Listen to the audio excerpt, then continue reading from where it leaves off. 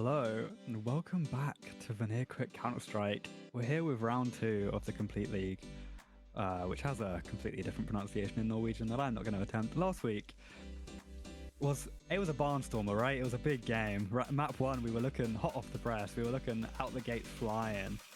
Then map 2 happened, and if you didn't see last week, I'd recommend, I believe the board is up, I'd recommend going and having a view of that one, because map 1 we won 13-1, and map 2 I believe we lost 25-23 in a 4-round overtime before losing, unfortunately, on map 3. I think the wind was taken out of our sails here. But coming into round number 2 against Infurity, it's going to be a big week because the rumours are saying that they're potentially the best team in the league. So for VanirQuick, it's a very big week coming off the back of a tough loss. Joe, how are you feeling? Well, I'm feeling great, honestly. But at the same time, yeah, we just have to see how they're going to be able to react to this one. I mean, you know what, the round 2 is against Infurity, so that alone, just saying that, is already a hard matchup to do. They are one of the best teams in the league at the moment, so this will be interesting, you know, just see how well they can bounce off after what we've seen happen, as you just mentioned. It was a complete heartbreak for everyone. So we just have to see how are they gonna react. Well, we are actually gonna go in right now as the map 1, which is Inferno, is about to start. So let's see what they can bring to the table.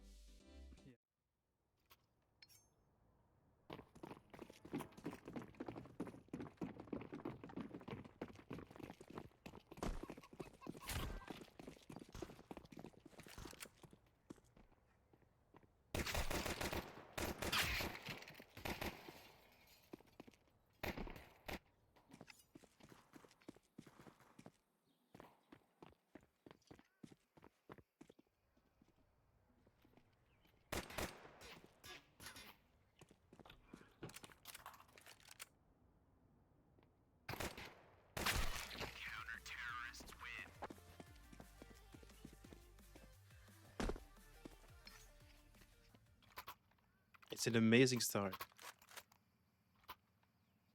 I mean, that's also what you want to see, you know, being able to attack as of right now so hard.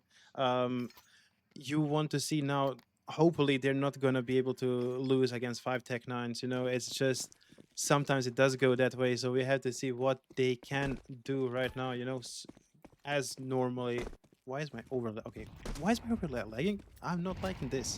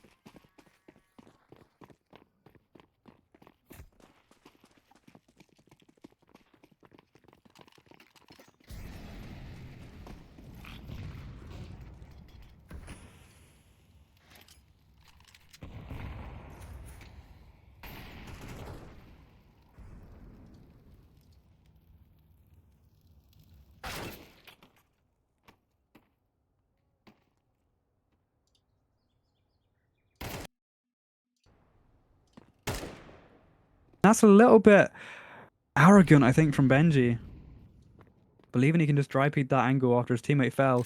And that's going to be a save for the 2 and 4s and the MP9, unless they find any value early doors. The bomb is down towards the bottom second, so it's going to take a good 10 seconds or so to get towards that site, but nothing too challenging for Infurity, who, unbeknownst to them, have this site for free. They're going to explore it with some flashes. And now they're going to find no members home. And it's actually a push through mid, a triple push. Could be the value find. That's Shine brought down early, but he does get all that information. So the players of Infurity have full awareness of where the VanirQuick push comes from as they group towards apps. Looks like they'll be looking for a balcony push, unless no, they're just playing for the exits here. And I don't hate that play, right? You've got one, you've got an AK, which is a big upgrade for Netar, who was holding on to that MP9 prior. And with 2 and 4s here, it's definitely worth a save. For Infurity, you're happy you've got around on the board. For Shine, you're mad because you've died again. Zion and Matt's not getting any engagements, but just the 2 found on Segoy and Benji, the big fraggers so far in this early rounds were brought down. One of those MP9s and one of those M4s, but nothing too upsetting for VanirQuick, as they are going to save these 3 rifles and have good money into the next. Flixer will be able to drop an M4 down. So Benji, most likely, Segoy can buy up an AWP as well. Netar can buy an AWP too. There's definitely options on the cards here. They're going to have full util. It's going to be a buy for buy for the first time in this map so far. Util's even, guns are even. Only slight advantage, I'd say, goes to VanirQuick with the AWP. There it is, Flixer's on that.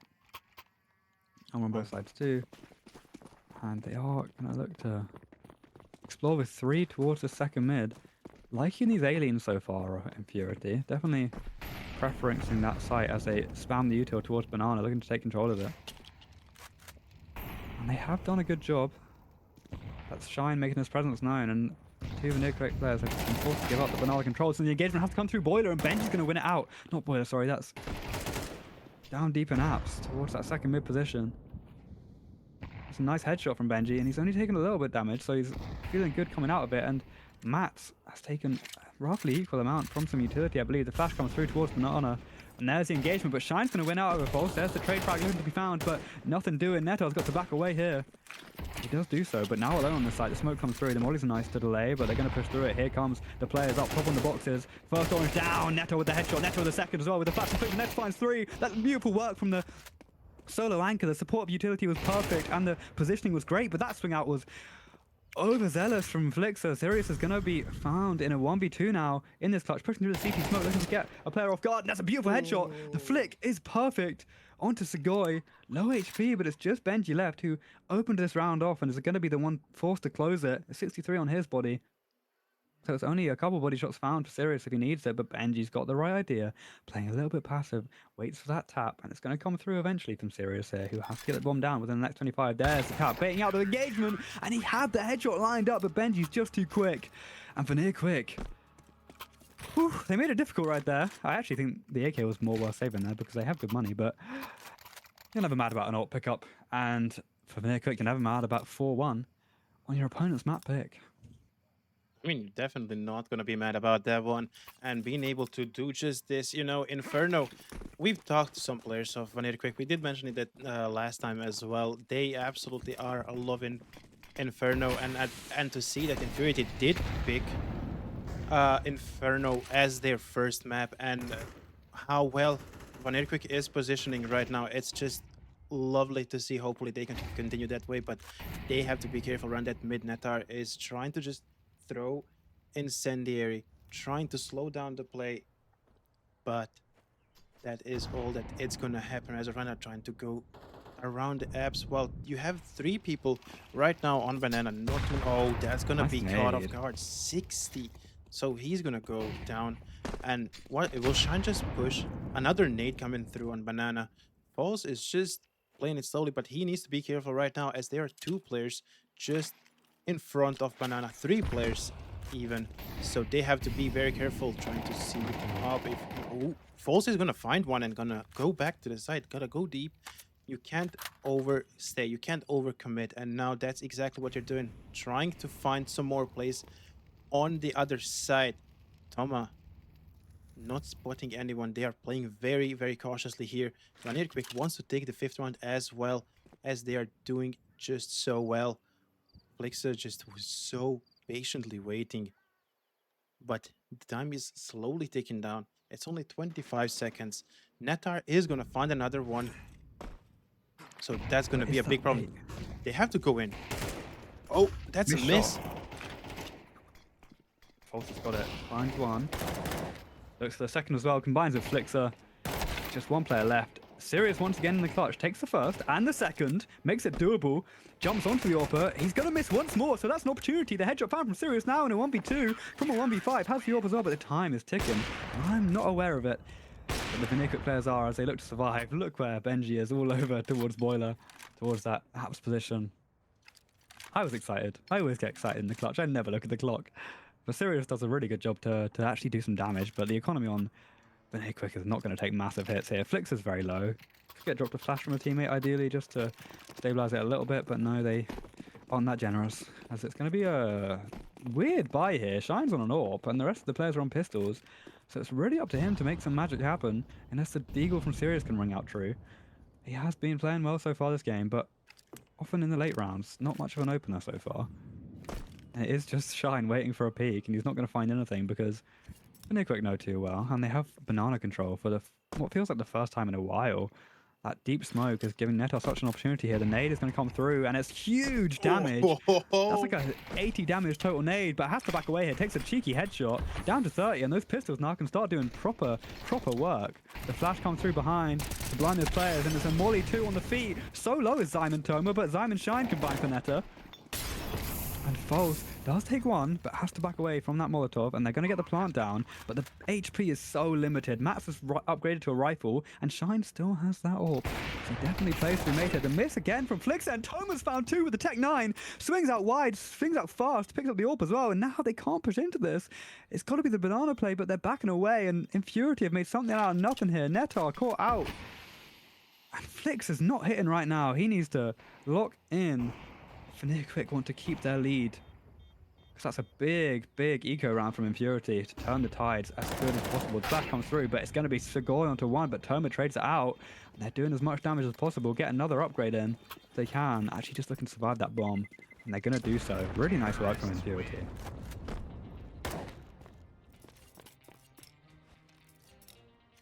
It's great work there from Infurity with that Tech 9 rush. The nade is good onto Netar. He can't quite find the shots through that Molotov. And the util damage, I want to see those stats because it was so high, but it wasn't quite enough.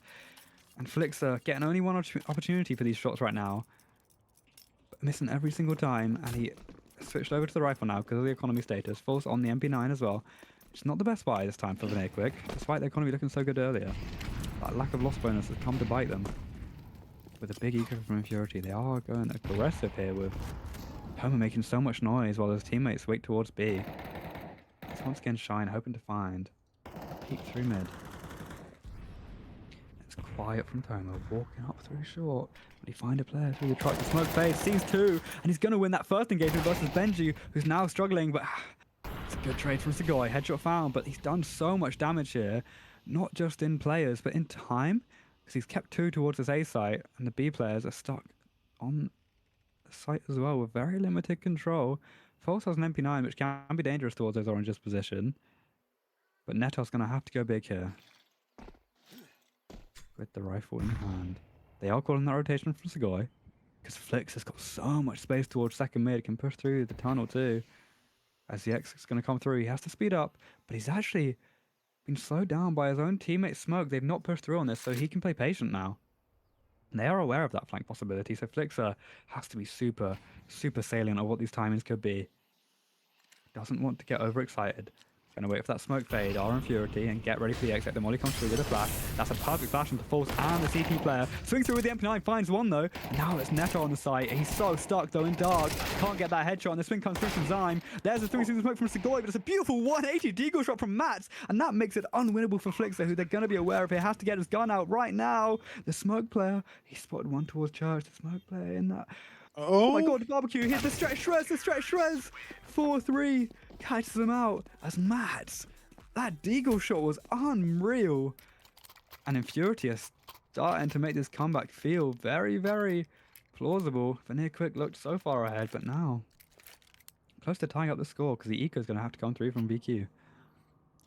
I mean, that was such a beautiful shot. You've seen it. I mean, so well done, and being able to compose themselves now, it's so great to see. And hopefully we can just have it be that way as later on. Okay, they're just on stack, made it kind of understandable. You're trying to get at least one, maybe to slow down the economy of Infurity that are winning rounds now. I mean, we did expect it.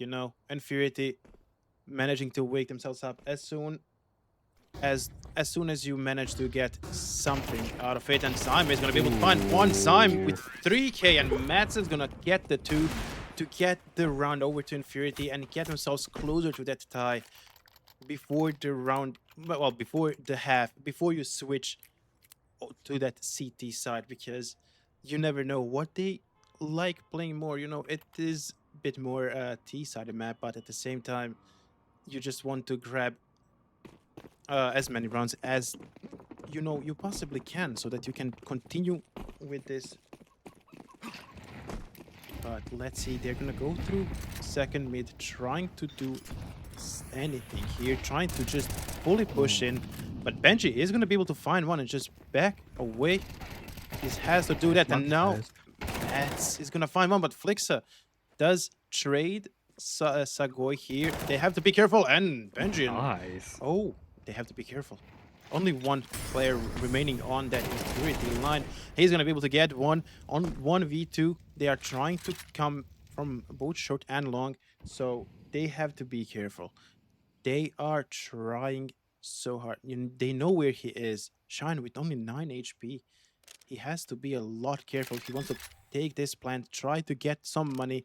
He knows that someone is in the smoke, which is what you would expect, but now he's gonna be rushed out, and Netar not gonna be able to get him before the bomb is planted, but Infurity is gonna take it. They managed to get 3k there and the plant, so it's a good money anyways for at the end of this round.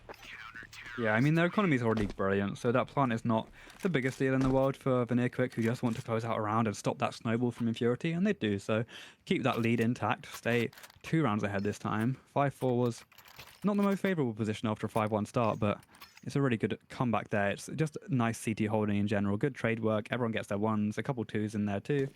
And it's enough to hold down the line. Now Flix is back on that AWP, and I'll be curious to see what he can do with it this time, because it's been a slow start for him, but I mean, we saw last week, him and Benji were the best 2 players on the board for VanirQuick. Flixer, especially on that long, drawn-out overtime map, I think ended up with something like 35 kills. Something ridiculous. A lot of kills. A very competent player, very, very talented player. Once he gets back in the lobby, it'll be a real struggle session for Infurity, but right now it's not really his game so far, so this could be a change. But the banana hits come through. It's a beautiful... Actually, Flixer finds the AWP shot, gets Shine onto Benji though, so it's 4 for 4, and it's really tough now for the solo player in apps here on A, because it's going to look like it's coming towards there. He has to find the early engagement. Sagoy, though, proactive, finds one, backs away too, survives the engagement. Can he get around this corner? It's going to be held. It's so difficult for him, but he's not going to win it out, surely. Yeah, Sirius in a drawn-out fight brings it forward. 3v2 now for VanirQuick, but no players on site. And look at the position of Shine so far ahead in Library. And now looks towards that arch position where he's going to engage with the AWP of Flixer, and they've traded spots here. Flixer towards the Library now, and Shine towards the arch. He's going to peek mid eventually. It looks like he's walking this way, and False has the right idea, playing patient. Now doubles off the angle towards second, and now it's been held by Shine. What are these timings? It's a beautiful headshot by False, though. Onto Sirius, he's wrapped him in second mid. Something crazy there. I don't know how he's caught that one out. And there's Flixer on the final. And that was a messy round. Very confusing, but very well played, especially by Sagoy, who is in genuinely the worst position. Navigates a crazy maze there to get crazy value. And VanirQuick are up to 7, looking to make an 8-4 half, which would be super strong showing from the CT side of Inferno.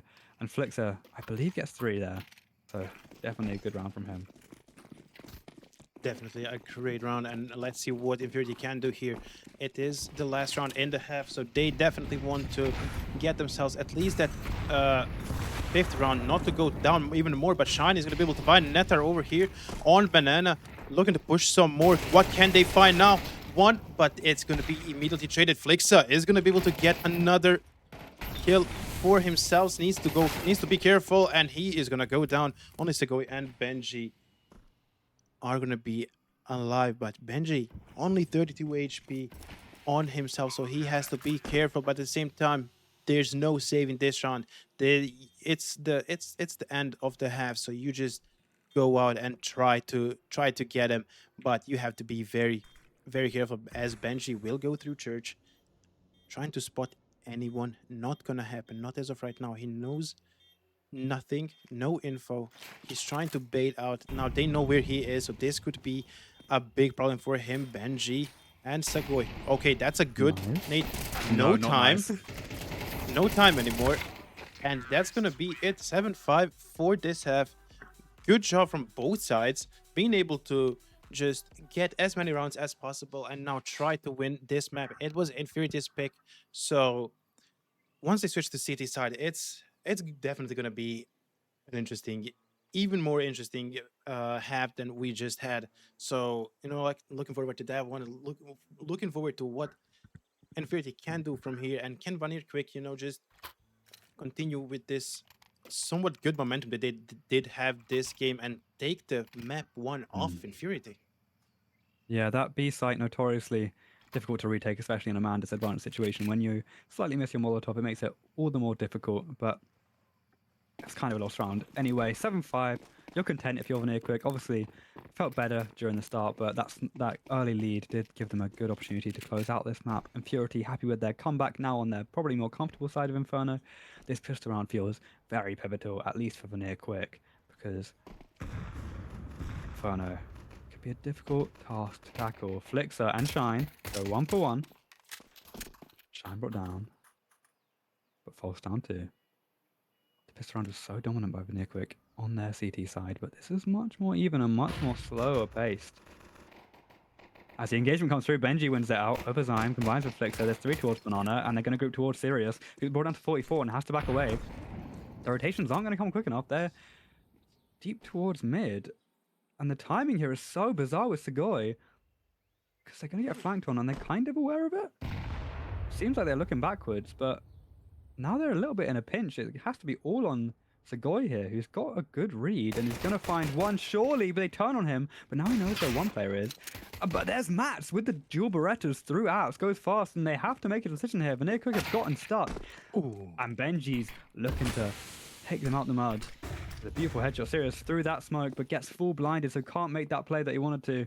And has to go towards Church, and now they're going to be on a retake with no kit. Never a comfortable situation. There's Neta on the first. Now Mats, dual Berettas, body shield. They've put him on the hero weapon this game, this going round. This pissed around, sorry. Takes the first engagement, takes a little bit of damage. Player backs away. Looks towards another one, but the tucking tails, building crossfires, making it impossible for the player to work with. Can't see ahead, can't see a dome, can't find anything as Flixer brings him to his knees. And that's another pistol round for VanirQuick. 2 pistols is huge. Gives them every opportunity to take this map. And this is a great showing again from VanirQuick, being able to just get it yet again. Hopefully, we've seen what they did in the first round. They managed to win that one as well. And now extending the lead a bit more, just round by round, trying to take that first map away from Infurity. The map that they picked, which would be definitely great, not they weren't really having the highest of hopes going into this matchup, but seeing how well they're playing right now, it's just a beautiful sight to see. And how well can they open the site now? Zyme needs to back off. The molly is gonna be thrown, so he has to be a little bit more careful. 2 players on B side. That could be little false. Knows that someone is there, not gonna be able to hit. Sirius is gonna... It was a good nade, and that's not gonna hit. Smoke again on sandbags. They don't wanna let them push anymore down. Segoy did see him. Segoy's already down on 59 HP. The nade wasn't the best, but now Sirius, can he do something with the deagle? He's waiting. This could be a bad spot. A bad spot for Falls here. He's in the happy position, that deagle player. And the rest of them come through. There's the nade on Segoy, and that's a 5-7 on Falls too. And VanirQuick needed to do something earlier in this round. With the weapon advantage, they had to commit either forwards or backwards. But they've just gotten stumped at the B site. Now 35 seconds left on the clock. They're a bit scrambly towards A, but they have pulled that rotation, so it's just 2 towards this B site. The defenders with the Deagle and a 5-7, a flash in hand too. They can't slow this down. Only an MP5 to upgrade. But Shine from the balcony finds one, combines with Sirius, finds another one, combines with Sirius again, and Matt combines with Sirius too. That nade from earlier does so much chip, and that is heartbreak for VanirQuick. It's such a bad spot for VanirQuick. We've seen on that sandbags, you know, such a awkward spot for Falls, being shot down from 2 sides.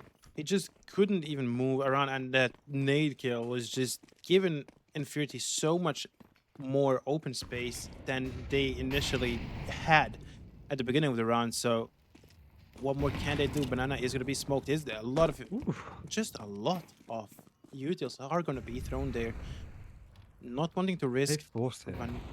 Yeah, I mean, they can't really risk just letting VanirQuick push through that smoke and you know, take the site by storm. They are playing it slowly, but somewhat steady. Oh, Benji almost caught out in Boiler. He needs to back out. He needs to go back into the apartments, but he's gonna be waited by Tom. Oh, that's a great opening now, and only one player is gonna be on site. Only Sirius been able to get back in time. So can he find it? No, falls. He's open. 2 beautiful, very beautiful shots coming in from Falls to just fully open that B side and let VanirQuick plant the bomb, which could extend their lead. But are they gonna be safe? They have the save. They can't really rush in. I think with the gun advantage, they're still going to go for this. They have Kit on the side of Mats and Thomas, so they definitely have the opportunity to use it. But that shot from Segoy is really going to make it difficult. It's now a 4v2. They had to force it, because otherwise they were on a double eco. So it's awkward here.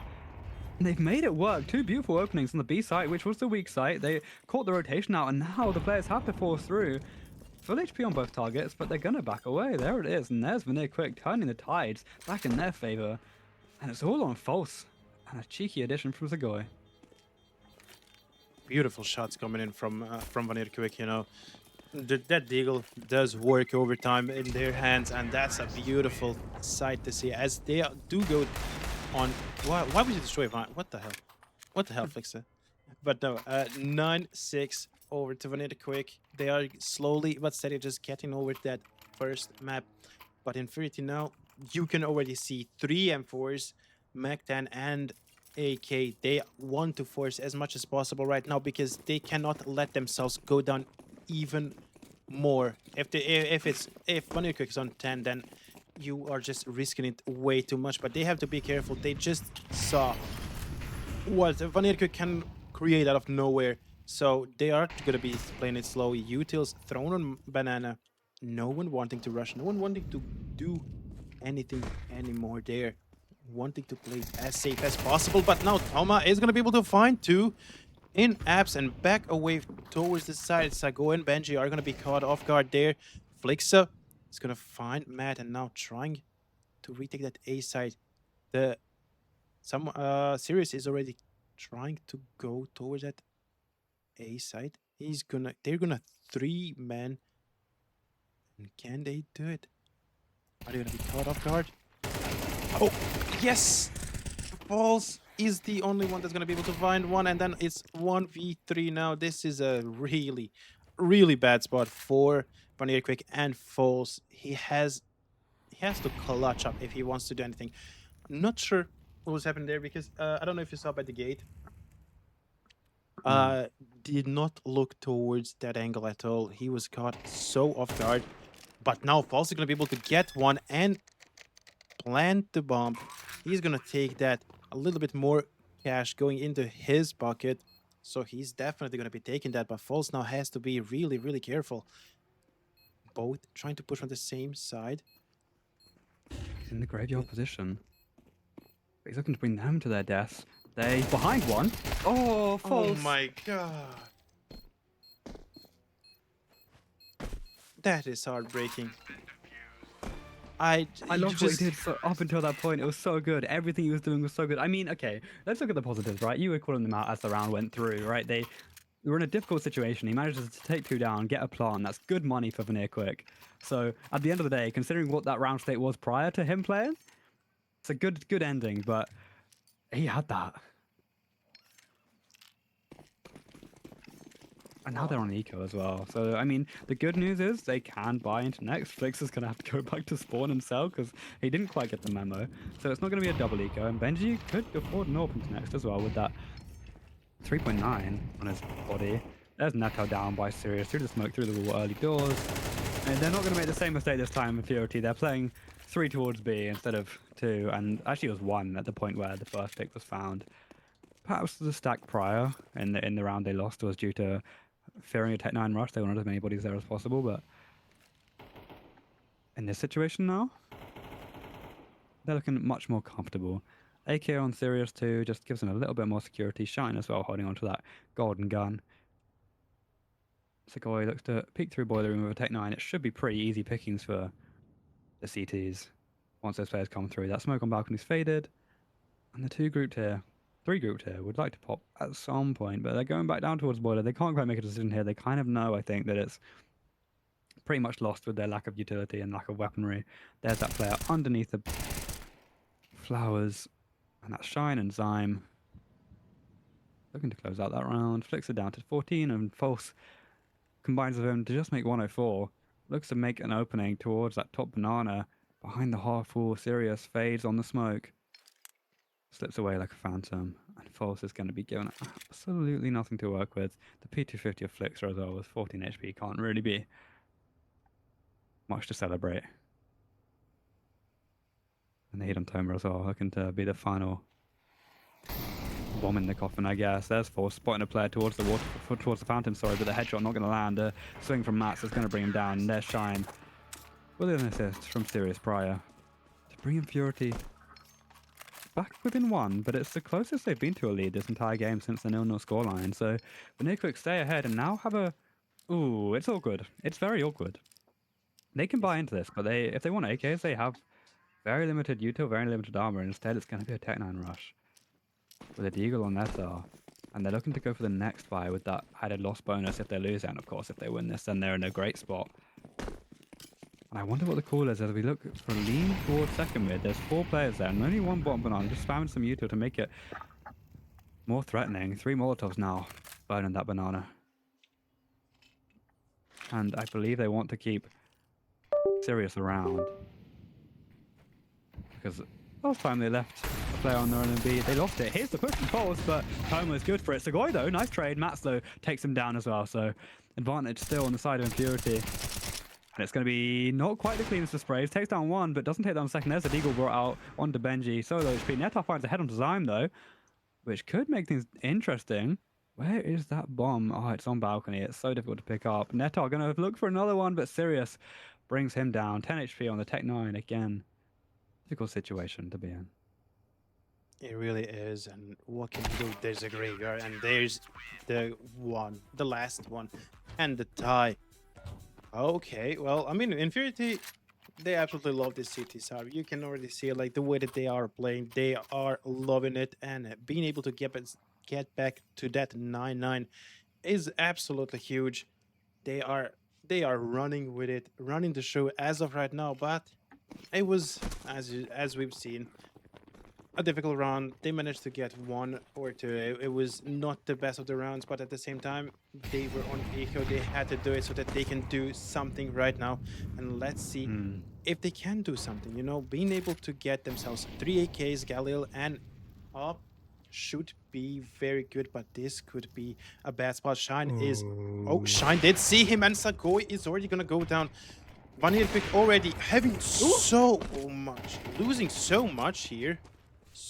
Already 2 players are going to be down, and this is just Great looking work like a great... It definitely was, but it just seems like a great round for Infurity to take the lead for what seems like the first time. Yeah, it should be. I mean, the loss bonus also for VanirQuick is building up, but losing this round is a painful one because once again they'll be looking... I mean, they're going for this, right? They're grouping towards banana with 3, but I almost think a save might be the more smart call. I mean, a Galil's not the best weapon on in the world, but they're gonna pop through once the smoke fades, and they're gonna meet two. Serious. Oh, that timing's brilliant for VanirQuick. Flicks her on the AWP, takes down one, and now there's only one player towards B. It's suddenly become very, very winnable, but Zyme's done good to get one. Brings it still advantageous for Infurity, but retaking B is always hard. Matt's looking to be proactive, but actually halts his footsteps, baits out the AWP shot, and that flash is perfect from Shine. The AWP coming in with the assist onto the opposing sniper, and Benji can't land that first. Matt swings wide and takes the head. And yeah, that buy is not going to look comfortable. They're going to be on eco once again, and this round is crucial for Infurity. Takes it up to 10, takes them up to double digits. The first team on double digits so far this series. It's going to look like, I believe, another Tech 9 rush is my prediction. Maybe a couple deagles for VanirQuick. Actually, they're going for the AK. Onto Benji, perhaps a hero rifle, because the economy's not great. Forces going for a deagle with Flicker. They're forcing. I don't like this. I really don't like this. If they lose this round, it's super uncomfortable. But I guess with that loss bonus, they think they can just force until the end of the game. And they want to not get too far away from the scoreline of Infurity. Zion's going to push through second mid, but Benji's ult one onto Mats. The guy has to be careful here. Double swing. Takes him down. So much information taken. They can get the rotates towards B now, but it looks like Benji wants to be that late lurk. He's going to hit all those footsteps, and he's got the timing perfectly. Just has to be careful. There's going to be a player here. He's going to look towards him. And is he going to spot him? I don't think so. The plant comes through, and Shine's brought down by Flixer through the smoke. Flixer takes a second too, gets traded eventually, but done so much damage. And look at Benji with that flank. And Neto's going to find it. Oh, he's with the spray. But it's so difficult now for Sirius. In 1v3, he's going to find a head for free. Neto's not looking. He's just run through the smoke. And now the teaser smoked off. They have to play through it. And Pulse is going to swing as he looks to stick. And you know what? I was wrong about that force call. It went perfectly well with those glow headshots. And VanirQuick find themselves tied up. The buy is still okay for Infurity. Actually, no, it's more than okay. It's fine. It's a full buy for Infurity. But next loss could be a breaker. So this is looking like a real heater of a round coming up. Honestly, I am kind of siding with you on that one, like, because if VanirQuick did lose this one and it went to 11-9, it would just be a match over. From that point, there's no way you can just eco and try to come back. It would be no way. But at the same time, Netar not being able to find the last kill there, meaning that VanirQuick for no reason lost yet another player where they could have saved another gun, and even if they lose this round, they could be in a somewhat comfortable position for the next round. But at the same time, now they have to win this one and force Infurity to fall down even more, to try and go for it. But this could be a good opportunity. There's so much smoke, but Matt is going to be able to find two through the smoke. Smoke won't do anything to him, and now VanirQuick has to be careful. They already lost 3 players, only 2 of them remaining, 2v5. They have to play it pitch perfect if they want to have this one, but Sirius is already going to get Sagoi down. Netar is the only one alive. Being able to... Yeah, no. This is looking like a map close, honestly. This is dire straits here. They have to go... I mean, look, there's 2 ways they play this, right? They either force into this round with all their economy and pray, or they let their opponents get to map point and then go for the overtime. And it looks like with the false buy, they're going to be investing, but he's selling a little bit, so I think Neto's called that one off. And they're going to be playing for OT. With a hero rifle and force, the round is still winnable. P250 on Neto, though, is the only other option with the guy picking up that Tech 9 too. Okay, so there's a couple P250s. Tech 9, 1 AK and a Glock. This is kind of do or die for VQ. Well, these next 2 rounds anyway, right? It has to be, because it's that point if they lose this one. But the hero rifle and force, they'd love for it to ring true, because their economy is in a little bit of shambles. And on the other side, Infurity, they're so rich now. They'll be buying for the rest of the game, likely. Sirius holding towards the smoke, and no push is going to come through from VQ. They're wise to the position of the CT. And there's that fade. They're going to swing. The jiggles. Not going to spot anything. Backs away. Does get a little bit of info. As the molly comes through to prevent any further aggression. The nade spam looks to find anything, but there's no one towards that log's position. I love the idea, but they're just going to start running it down now. Here we go. Spray from Sirius. Finds 1, finds 2. Zyme combines. Zyme for 2-2. And Sirius brought down to 6. But Zyme, with the 3-piece, keeps his teammate alive, and there's absolutely nothing found for VanirQuick in that round. False now has a AK, head armor, and no utility. The rest of the boys looking to be those utility dogs for him. But no players for VQ remaining in that positive scoreline. So difficult as the CT side of Infurity looks stalwart. VQ have done a good job to break it at points, but it looks like it needs a hero play back-to-back rounds here to keep them alive. That's exactly what they need, but are they going to be able to find that one? It's going to be a very, very hard spot for VanirQuick over here, because it is, if you lose this round, it's, well, match over. You're going to go over to the second map, which is going to be Ancient. So that is going to be VanirQuick's map of choice for today. So we shall just see how this one plays out. Series trying to find anyone through that smoke. Not gonna happen. VanirQuick are a bit more careful than that. Smoke is slowly clearing out. It did clear. Now can he find Netar? Netar trying to push. This could be a bad spot. He almost got caught off guard. So Sirius is gonna back away towards that side. He doesn't want to risk anything. They know that they're on the match point, so there's nothing that they can do to just, you know, be like, let me just rush out. They want to play time. They want to play time, and they want to play really safe. Ooh, you out. Could be cool. Not quite. Zagoi is not going to be able to find that one. It could be a great opening to the side, but that is not going to happen. Missed shot from AVP coming in here from Shine. He's going to be able to find someone else as we are looking both sides. Flixa is going to be able to open that side a little bit, but there's still two more players from Infurity. On the day side, what can you find him? Look at a bit. Zagoi is going to be caught off guard.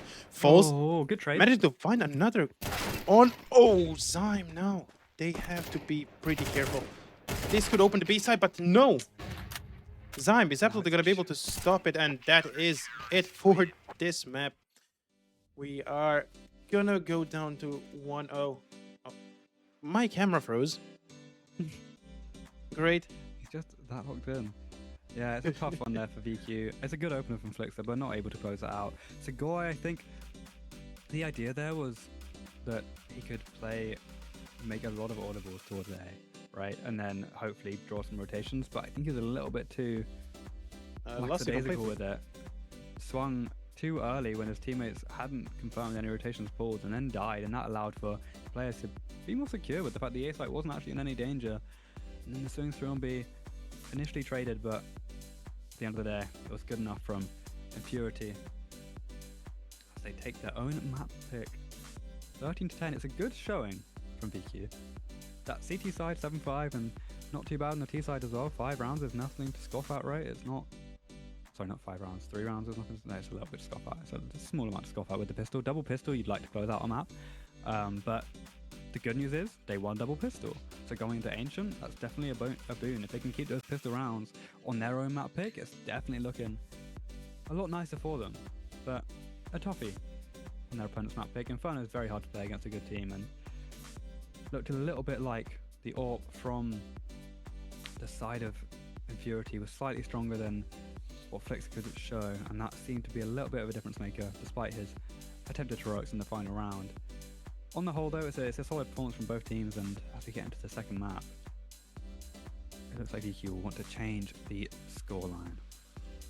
I mean, that's exactly what you expect. You know, it was such a close match. You know, I feel like it was closer this time on Inferno than the last time they did Inferno or against Old Boys. So there's something to take away from this one, being able to just play against Infurity like this is gonna be a really nice showing from VanirQuick, but they have to be careful now. They have to, because if they do manage to somehow force this one out, it's their map of choice.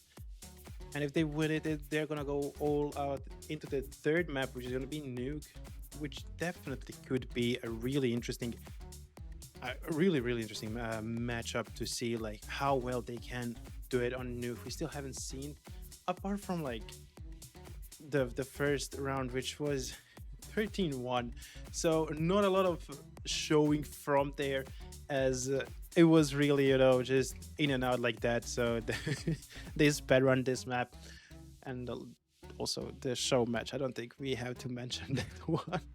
But you That raised a one really was good point, actually.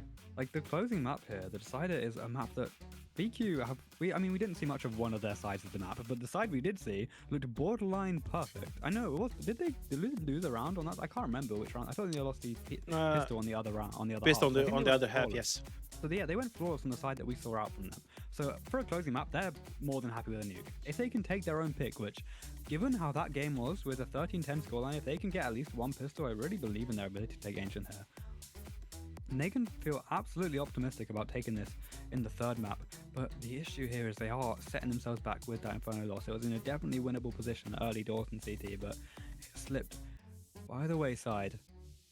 As the talent from Infurity did show through, and some good ideas as well. A couple moments that stumped VQ that really brought them to their knees, but it was a good attempt, and yeah, I like the nuke Decider. It definitely gives confidence for VQ, following, of course, what they must get through in Ancient.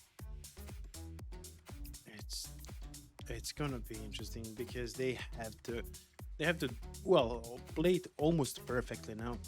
Because if there's one thing Infurity won't let you do, it is just run through this map like it's nothing. They are showing you that even when they are down, they are going to be able to get themselves back up.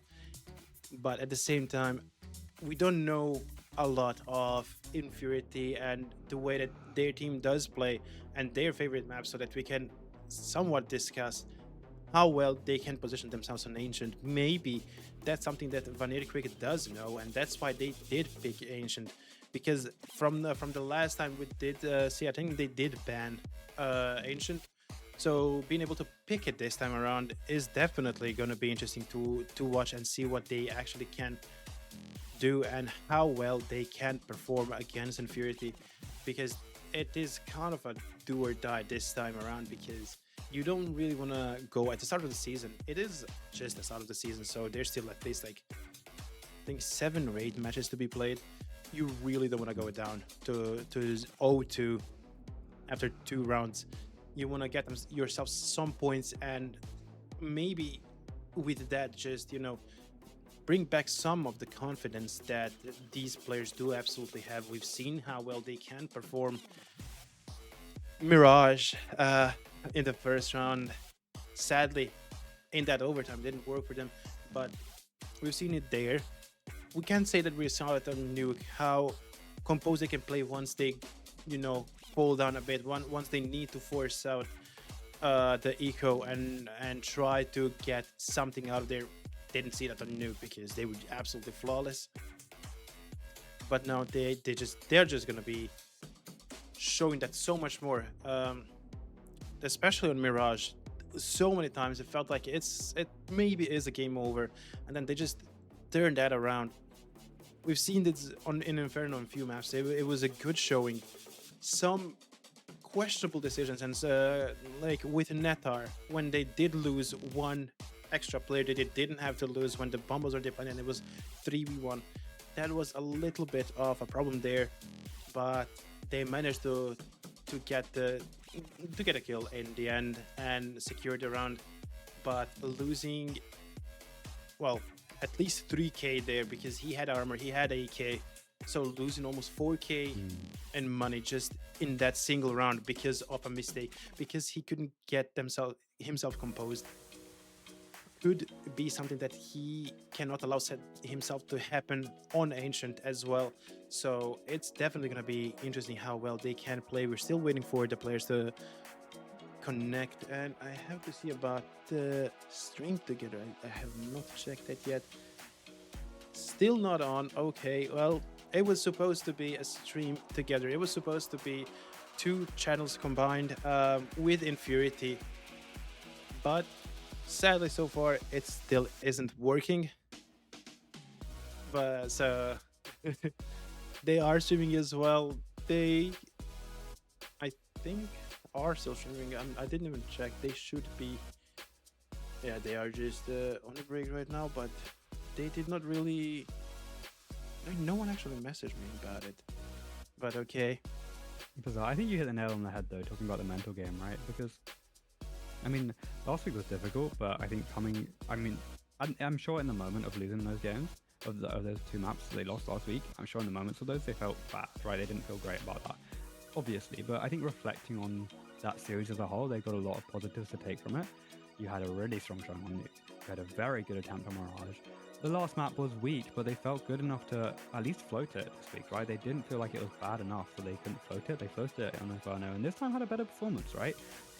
Your opponents picked into it. You got CT side. You put on a decent showing. You feel like, hey, there's some progress we're making here. It's not as weak. We're against probably a better opposition, and we're playing a little bit better. So that's a positive they can take from this, right? And into your map pick, you're thinking, okay, we've got a map win in our belt at least from last week. We have an OT that could have been a series. Like, it was this close to being a series, and now here we've got a decent showing on map 1. And I think their pistols overall, I don't remember the exact pistols they won last week, but I think their pistols overall have been pretty strong.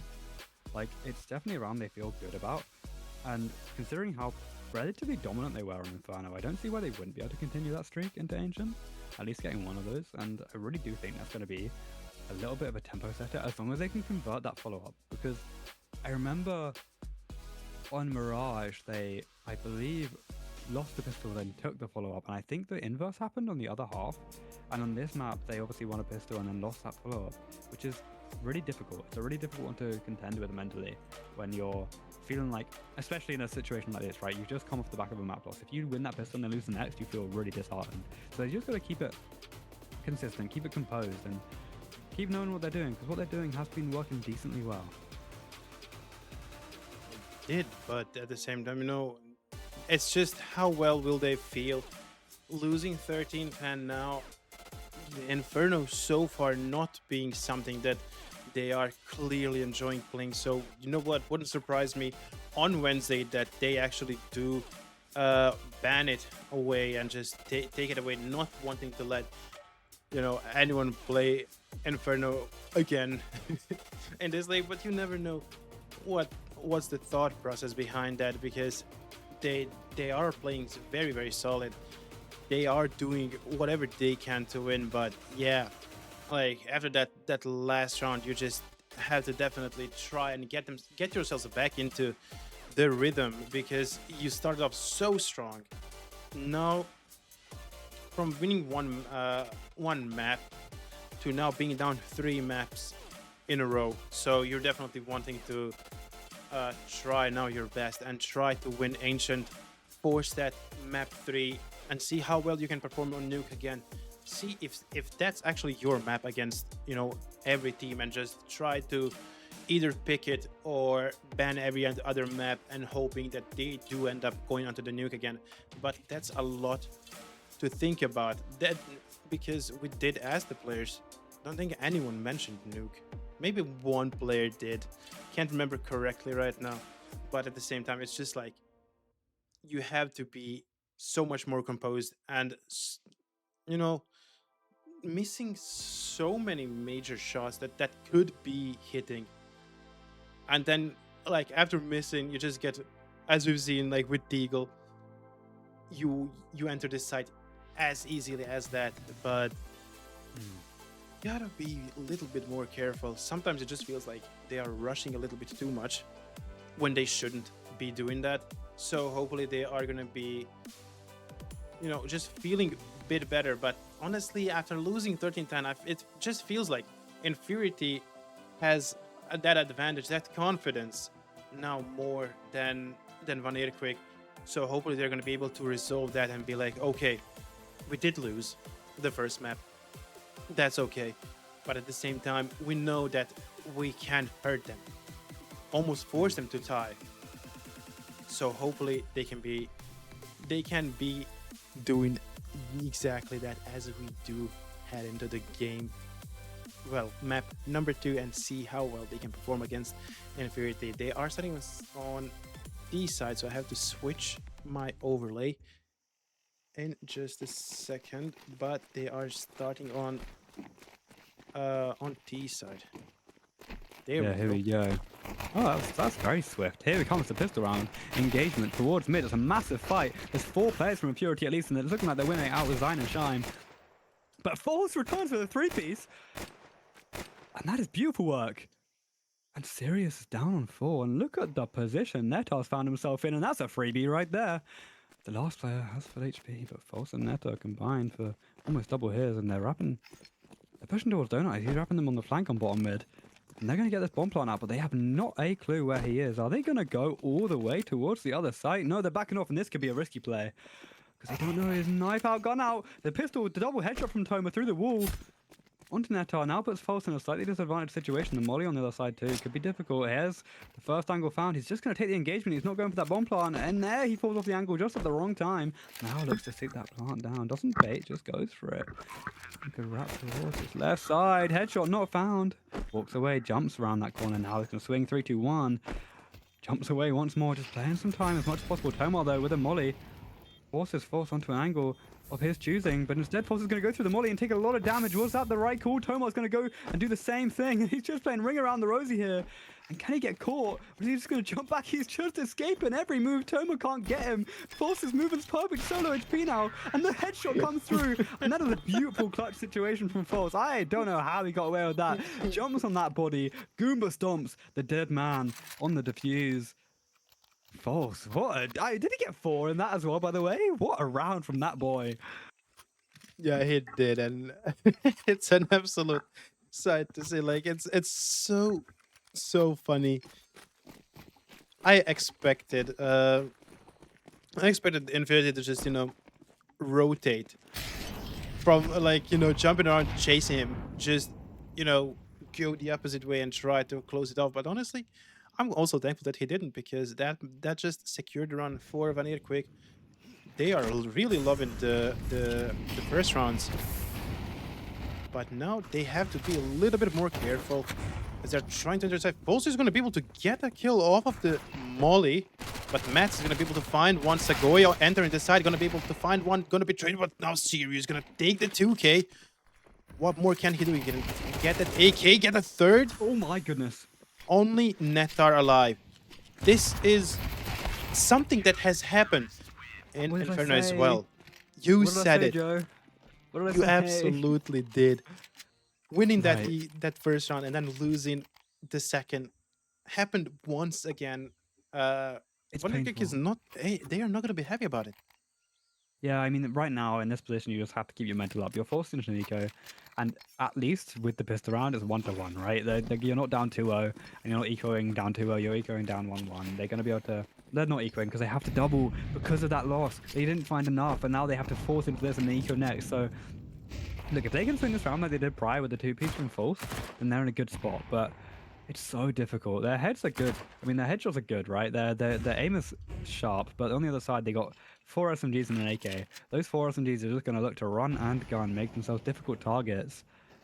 And the AK is just going to spam through, find any chip damage.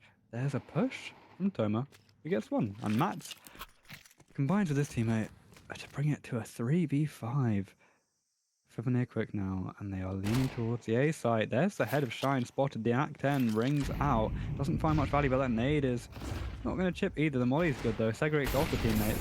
There's Benji Molly at his feet, swings through with that deagle. Can he find a head? Not quite. Sagoy does, but that's got Bet's brought down, and Mats closes it out with a 3-piece. And Infurity now will be finding themselves at 3-1 following what will be ultimately a very, very economic eco round from VanirQuick. Yeah, it's definitely going to be a hard one for VanirQuick, not being able to find so many missed shots.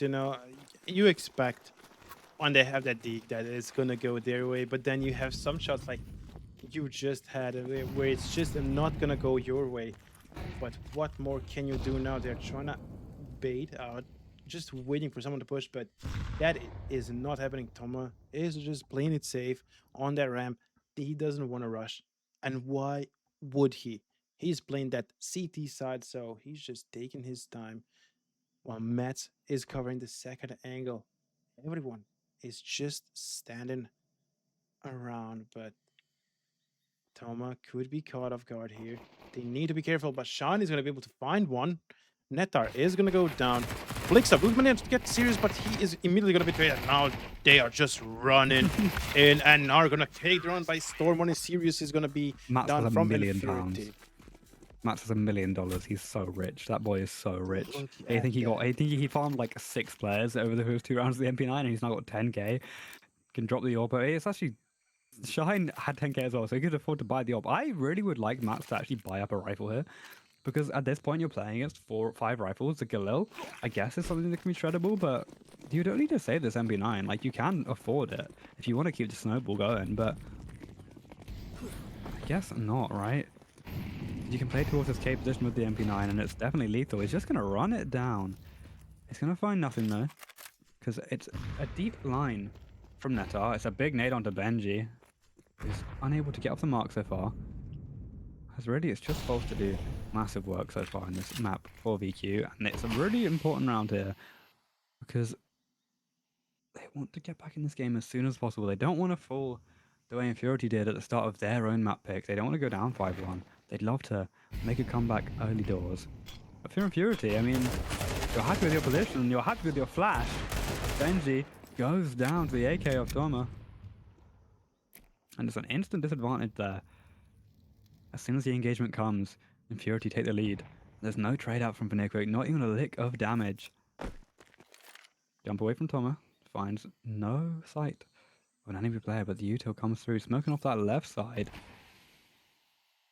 Not wanting to worry about a push from Cave onto that position. Flicks though, good headshot to Sirius, equalizes the score, and now looks like they want to commit towards B, but it would be the wrong call. As Celine's there, but actually the rotation from Shine comes through, so avoiding the AWP and going into a MP9 is definitely not the worst situation to be in. As they clear through Cave. The smoke comes through. And Tom has got a lot on his plate. Flicks will find Shine though. And the flash is perfect. Oh my goodness, what a pop there. Perfect from False. Neto gets a freebie. Mats trades him out, but Segoy does that counter trade in a quick time. And Zyme now 1v3 with no hit. But a Molotov goes for it and Flicks is on him like a flash. And VanirQuick 3-2. Beautiful round. You know, being able to play it as composedly as they did, you're just gonna be loving to see that VanirQuick is still playing with so much confidence. They are gonna call a timeout as soon as that happened, but at the same time, you have to love Netar.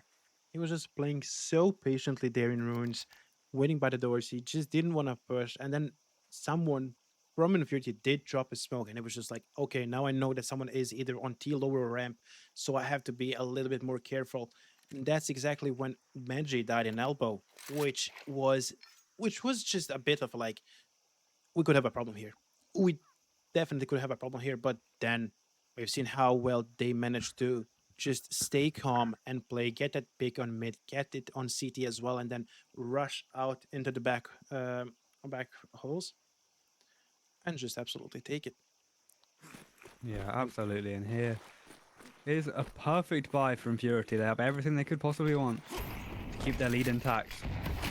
Segoy jump throws that nade, not going to find any targets. Benji takes just a tiny bit of chip, but I mean, if that matters, then I don't even know what to say. Mats also takes a little bit of a lick, down to 70. That could be a little bit more consequential than the Benji one. Nade breaks the smoke, and the shot from Zyme is perfect. False brought down early. The spam comes through as well onto Benji, who's down to 18, but that Molotov is burning him through, and the smoke comes out too late. Flicks it, takes down Sirius with a fire bomb in hand. The cross from the smoke, he's dangerous now, but he does escape, and Zyme's low. That's a really good equalizer there for VanirQuick. You have to be careful, and Sean is going to be missing that up shot. Now he has to be careful looking over that D ramp, not wanting to let Netar push. And Netar, knowing that there's AVP on side, he's not really too keen to just absolutely go in as they're taking it slow. Shine is going to be smoked off from both sides on B side, and they could possibly just enter the side, but they need to be careful. Mets is there. Is he gonna be spot out? Not as of right now. No one is gonna be checking. Mets is gonna be able to get one. Gonna get a second. Ooh. Third as well. This is just open now. Lights up the server, but Netar has wonderful touch. Finds the first, can't find the second. Zyme with the swing through and the trade, and that is all about Mats. Honestly, I'm not a fan of the play. They didn't even clear the side properly. They let Matt stay in there, not even through any util to even manage to check. You know, if you had an extra molly, you could have just thrown it there. Yeah. Watch and see if Well, there's gonna be some damage because he would run into lamp room, which could get them off guard, and it would be like, okay, there's another player there, which now yeah. he managed to get 3K, just take It isn't. majority of the players off the board. And what do you have now? You just have a last round, and you have the worst economy you could have by round 7. Yeah, it's not great. They could have swung him duo from one side and the other, pinched him, forced that trade 100%, but instead they swing one by one. And I mean, he's going to take that every single day of the week. It's beautiful shooting from Mats, who can only work with what he's given. And that round, he's given a grand opportunity and makes a grand stand. And you're right, the buy here is super awkward. The AWP's going to find a jiggle, but that's a note. And there's a player up top on the boost. He's so aware, but look at all those bodies. Force gets the headshot, but Zyme with the trade onto Flicker. It's indirect, but it's direct enough. Zyme takes a second, but Matt's onto Benji. Keeps the advantage as False takes down Zyme on that side. Can't get the plant either. Going for it, but he's going to get run down. Swings onto the right side, doesn't find the headshot. Now it's just Netar towards Cave with a Deagle. They clearly weren't expecting this round to go so fast because we got a Lurker a mile away from the play. And he's only got a Deagle. Can fight towards Donut. There's a player sitting in that left side. He's going to spot him. The drop is noted. And the headshot just wayward. Serious, though. Sharp as a knife. And that's Infurity up to 5. But how well can they compose themselves now? How well they can. Okay, I had to laugh as Infurity Gaming did comment stream sniping as they followed the stream. So, but okay, let's get back into towards the game. 5-2 for Infurity. So many close rounds that did end up going into Infurity's way, which they are absolutely gonna be a big fan of. This could be a problem for Netar here. Ooh, Mats is gonna be able to get one, and False is just gonna definitely trade Benji. That they are gonna be liking that play, but you have to be careful. Flix is gonna be able to get the A up down.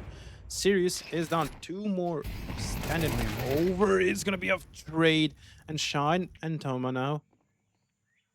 A bad spot, but at the same time, if you're forcing that up, you have to be very careful. Donuts is gonna be able to survive off there. No, Netar is just gonna be able to nade him down, and Toma is the last man standing for this round on Infurity's side. But let's see what they can do. It's 3v1. VanirQuick should definitely take this quite easily, and there we go. Sago is gonna be able to clear the board now and take the third round over for VanirQuick, and they just have to play like this again. But at the same time, so many good shots from both sides, good trades, but then that nade that went on to Shine was just too huge. But also I think he had someone behind him on A side, so he was dead either way. It was a pinch. I think Flix has looked really sharp on the rifles today. It's interesting that his opening's not been super great because that headshot was so crisp. And I do want to give some credit to Zyme, who's been super fast, always getting one in a situation where he really is struggling, right? It's a difficult situation when you're having to swing into 2, and he gets one, keeps it within reach from Infurity, but the trade comes through, and VanirQuick do close it out. Sirius smoking towards this line, deep mid. The Molotov not going to land on his feet, so he's able to play forward with his teammates. It's an awkward engagement. Benji's so low, 0 and 8, and he's looking to be 0 and 9 here. Which is never a fun top. Look at the position. Netar's found himself in. What a headshot. Can he get a second? Not quite. Serious on that trade. The crosshair just a little bit off the mark. But it's a good opening. And 4v4 with 2 players super low HP. 1 for Benji and 1 on Sirius. Gives us a pretty equal scoreline as they venture towards Donut. And look at all the space they've cleared out. They have all of this A site. They have to speed up a little bit. The players might push through on that bomb plant. Here's Sirius looking for one, but with no HP. Benji's got a freebie, and that's his first on the board. Is he going to look to live for the round? But I think the first time in this game would be wonderful for him if he could. Toma just make as much noise as possible as a player pinching behind. It's kind of awkward now for VQ, but False gets the headshot onto him. And now Matt Getting spammed through that smoke, Ooh. eventually falls to the false AK. And it's a good work. A good work? It's good work from VanirQuick, bringing them up to 4 within one round of Infurity. And Benji stays alive. He will do. Good job, Benji. Gets 1, keeps his body ticking. Now everyone in this lobby is on the board, and VanirQuick looking to keep it tight. As they absolutely should. Being able to close that one off as well. So many close calls yet again. It's always like that with these two teams, isn't it? It's always so close to just it going either way. Netar, that was a beautiful on Heaven.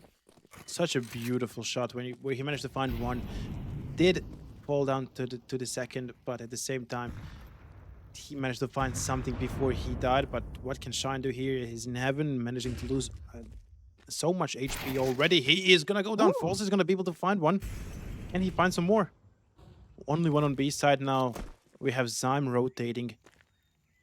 Is he gonna enter the room? No, he just wants to stay outside. He has to be careful. He has to be a lot more careful than that. Toma, it's a good spot for him if he manages to find anyone. But at the same time, VanirQuick is still playing it slowly. Gonna be nading, gonna be flashing. Just throw some utils on the side before you do enter. Oh, Zyme, not gonna be able to find anyone. He's gonna be burned even more. 28 HP. That op is gonna miss. So they have to play just a bit more careful.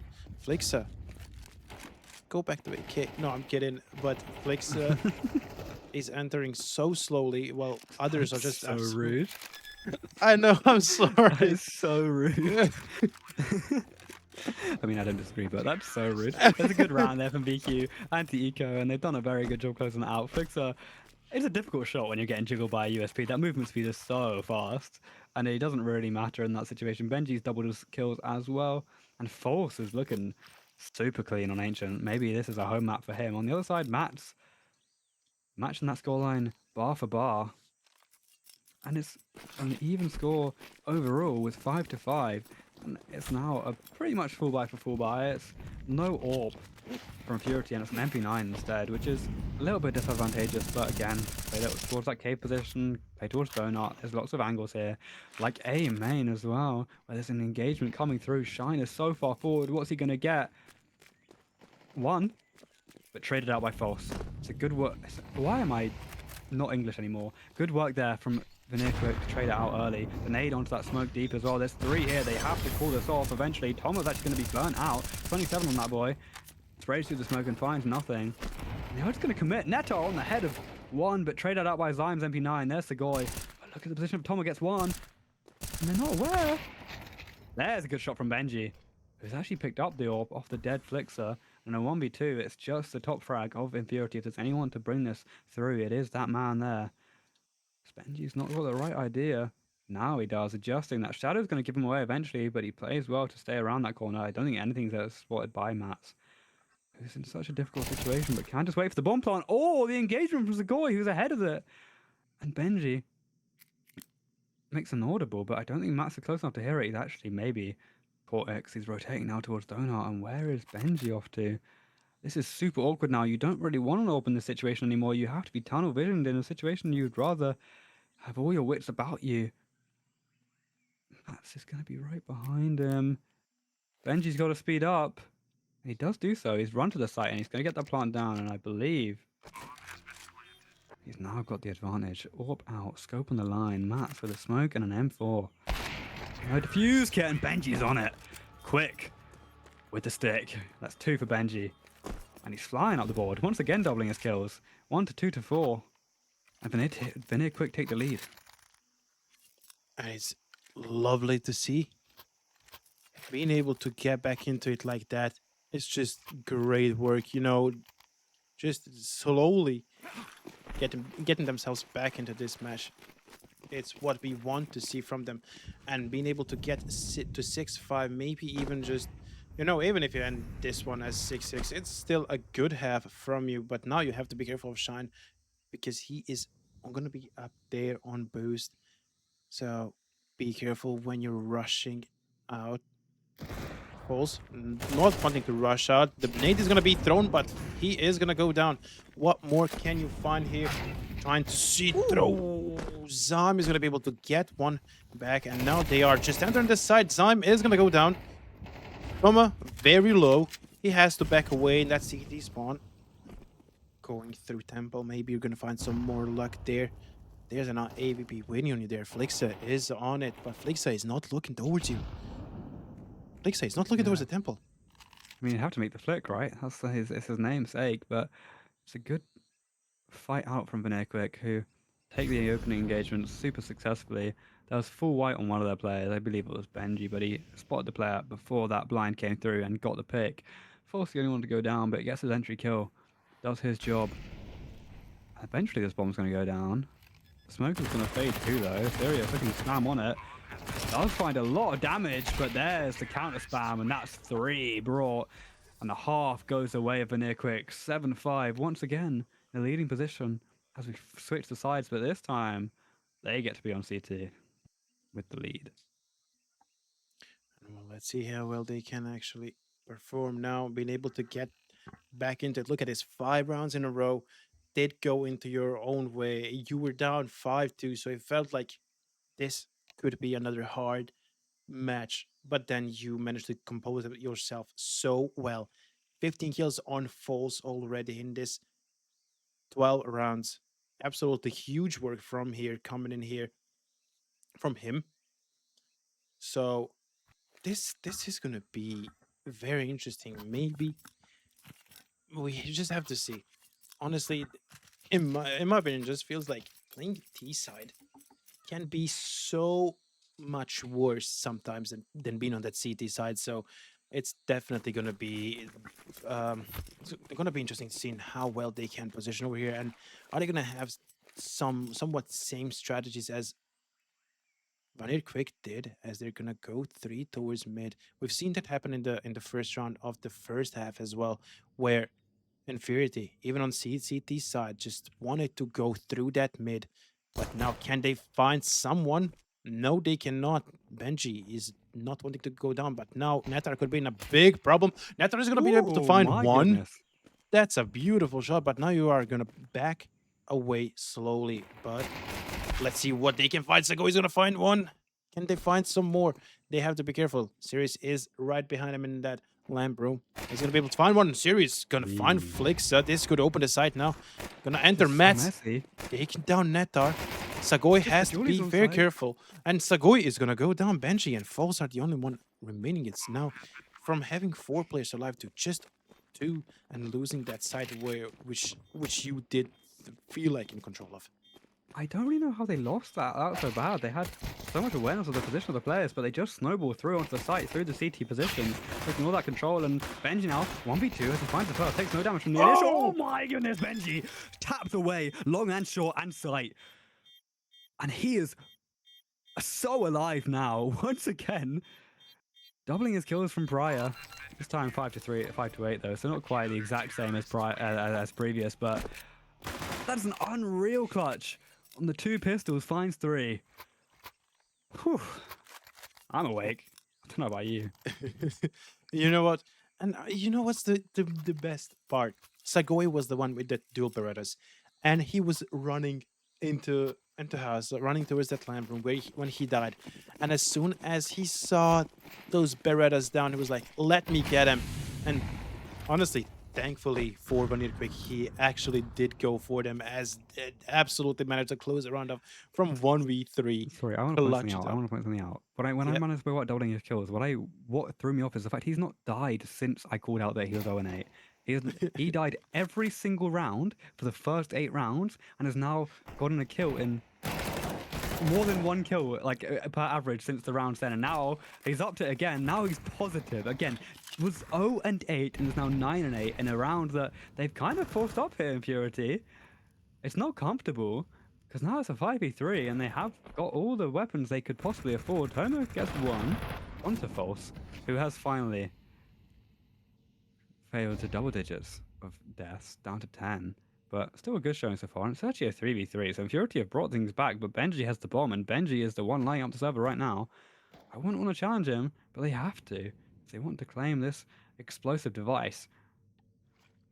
Holding this angle, has a Molotov 2 on that smoke fade. He's going to chuck it down, delay some more time, just taking it down to what should be about 37 seconds left on the clock. Once that burns through, and the flashes are going to come as well. There it is, full blind on the boy. Swings with the M4, beautiful shot by Benji, so crisp, and he's holding this line now too. The team flash comes through, not going to land that one, but the teammate of Flixer comes through, swings alongside, now they're going to 1, 2, 3. Toma gets one, but Neto's behind him. There it is, closing it out. And it's not the cleanest of rounds for VQ, finding themselves up 5-3 at one point and down to 2 in the end. But you know who's brought it through forwards? It's Benji, who is so good right now, hot on that server. And it's absolutely low. It's, you know what, it's somewhat what people would call a caster curse, but at the same time, since we are, you know, VanirQuick caster, so is it really a curse or is it a blessing? I don't know. I'm gonna leave it up to you to actually decide. Broadcaster's blessing. There we go. Blessing. You heard it here first. So let's see how well they can continue. Benji is absolutely on a spree right now, but they are wanting to take that by storm. Netar gonna go down. Can they find some more? Yes, they can, Oh but my God, Flixer the now. speed. Flix is gonna go down after getting 2k. I mean, good trade-off for him. 2v2. Guess who's still alive? Benji has to play a patient here. Simon's upgraded to an MP9, but honestly, based on how that Tech 9 looked, it's not much better. There's a smoke towards cave, so Benji looks to get some spam. Obviously not going to find anything because they are aware of where they shouldn't be playing. There is Kit on the side of him too, so it's definitely winnable. Sugoi playing behind that smoke, but they have to speed up at some point. The time is ticking, and no, Mats is going to win that engagement. Benji called off and is going to keep his 0 death streak since I called it out up to 12 now, and it's good damage at least from Benji, but that is exactly how you play a Tech 9 rush. Infurity up to 6 on a really difficult eco round, but they just ran it down, swung wide, took those heads, and took the site. It's good work there from Infurity, who look to keep this map within reach. That's what I was looking to say. I mean, great run by him. So let's see, can they continue that way? And Infurity being able to get themselves back into it in just a tiny bit more. You know, it's already 4 round on the side on their side, and it's not going too well. They're managing to get some, but at the same time they have to play much more composed. This is not Infurity that we've seen, but at the same time, VanirQuick has been, even on Inferno and now on Ancient, they have been forcing you so much, and they are giving you a run for your money, and that is what we want to see. Benji could be caught off guard. No way it's going to be able to choose. Yeah, let's see if he can put hit to use. They're going to go towards him. 2 on him. He sees one. Oh, he's... Oh! Serious? He managed to find another one. Yeah. But he's so low. Surely this is death. Surely this is death. There it is. Flixer with the deagle finds the body of the man who's done so much damage. Toma though entries of sight, and Flixer holding this angle. The string is going to come through in 3, 2, 1. No, they're just going to play patient on that plan. And the flash comes through. It's a difficult retake now with no kit and a deagle and an AK. Toma wants to take this fight though. He's going to give the opportunity, but the shots baited out.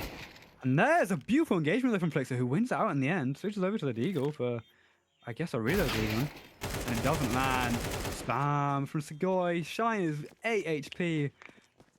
But it's maybe a blessing in disguise that he didn't take that fight, because it pushes him towards that save, which I believe was the right call in the first place. And Benji, so close to lining up 2 there, but brought down on the trade. Keeps Infurity in the lead. Well, not in the lead of the map, but in the lead of the round. As it's 97. Good work from Infurity. Great round. Felt like that, you know what, that mid play. I don't know. It's just one of the players from Infurity saw Benji, didn't register him, turned around. I was like, wait, hold up, I saw someone. And it happens so many times when you least expect it. So it's just interesting to see. So let's see what they can do from here. They are gonna go towards that A side. They want to try and go through it. But are they going to be able to do so? Two players, Sako and Benji, are going to be over that A side. One and Donut, one just waiting for you to go through the day long. They are going to go in now. So many utilities have been thrown. Smoke. Zyme trying to rush in, not going to be able to do so. Flixa is going to be able to find one through smoke. But you have to be careful. Okay. They're going to throw some utils down in the temple. Not wanting to let anyone rush through it. But now Donuts. Oh, Bench is not going to be able to find him, but False will. Nice work from False. A good two-piece to keep himself up the top of that scoreboard. There's a third as well. And that's going to close out the round. And False started so hot, but was a little bit quiet for a while. Has really struck back. Up to 18 now. With a beautiful three-piece. And Benji does a lot of damage, which gets his teammate that final blow. Look at that, 141 round damage with no kill. That's pretty good work from the boy. And VanirQuick up to double digits on their map pick of Ancient.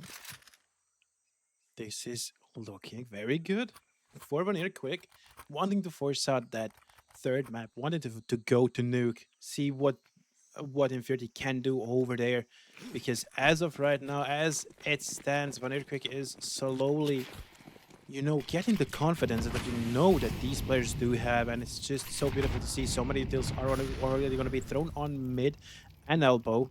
Zyme just in front of that elbow. He doesn't want to push too much. Gonna rotate, not wanting to be spot on through that mid.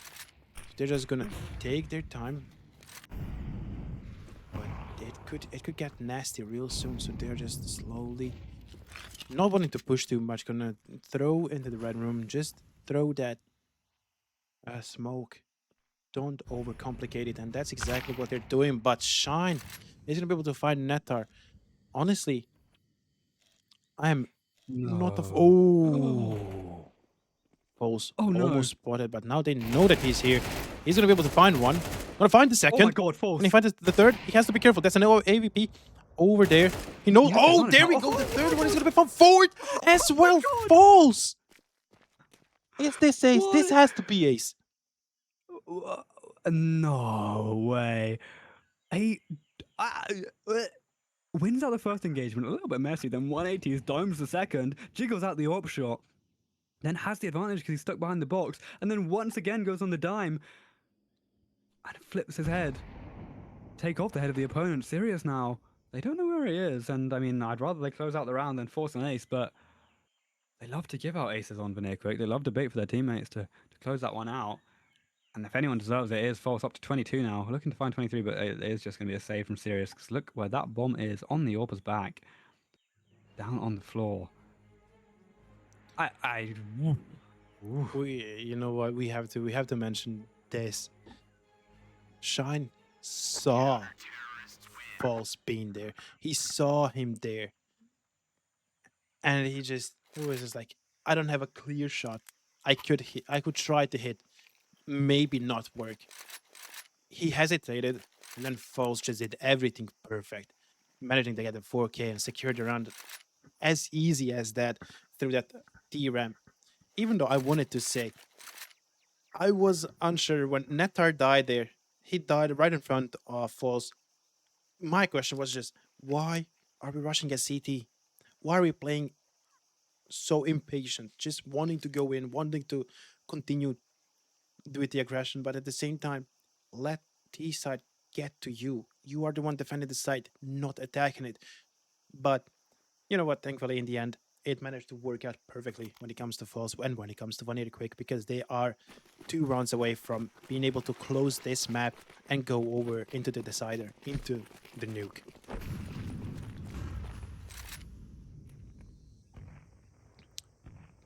Yeah, it's a big posture towards this A crunch. Not even a crunch, it's just a full egg sex. The guy's got his molly out. So he's ready to stop it in its tracks with the pistols. There it comes. A little bit early. And he's not going to find anything. Just proactive on that engagement. He's got assistance from his team. They're boosting up. He spots it. He wins it. Can he get any more? The spray down. Finds a second. Trade comes through. And what a shot from Flixer on the jumping player. And the USP taps out Mats as well. Switches to that sidearm and doesn't miss a beat. That's just shining the AK. And Benji. Woo. Map point for VanirQuick. We could be going to 1-1. I mean, it's not that I don't want to curse it or anything, because it's a match point, but Infurity has just enough money to be able to get another full buy, but they have to play it pitch perfect now from now on until basically the end of the map. If they want to, oh, Benji's gonna get caught off guard with that nade. He can drop to 57 HP already. He has to be bit more careful there, but falls now with his favorite spot at T-ramp.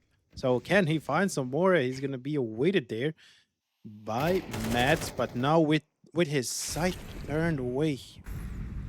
Ooh, it's a good headshot from Shine.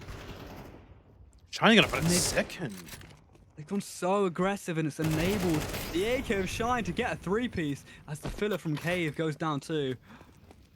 And VanirQuick just looking to close out the game in furious fashion.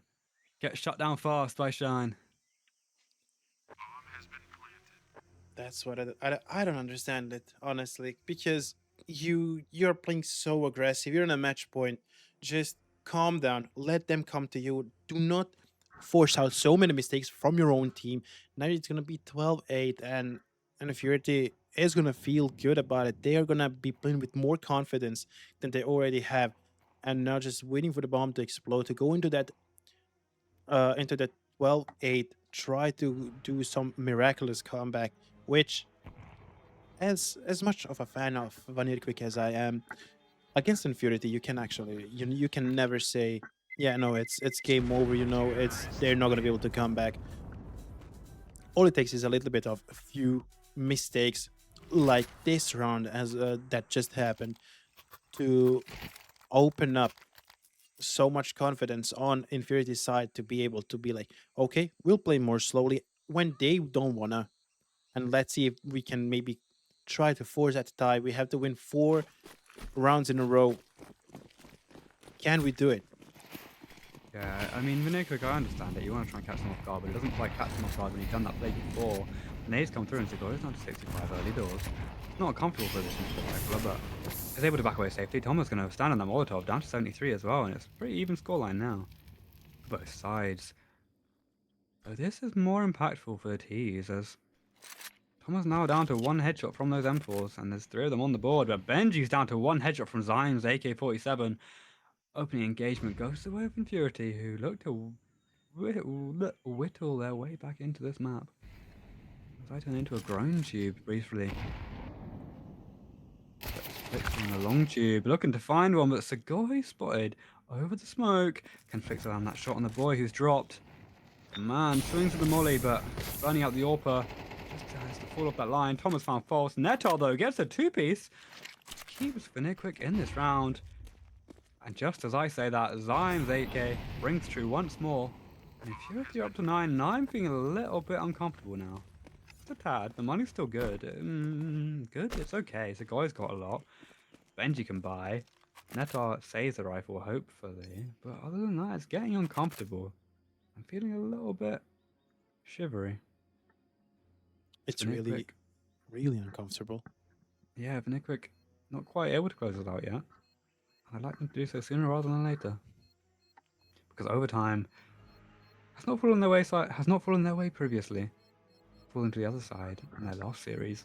But I mean, there's still plenty of rounds to spare, right? 3 more to go before we make that call, as Infurity are up to 9.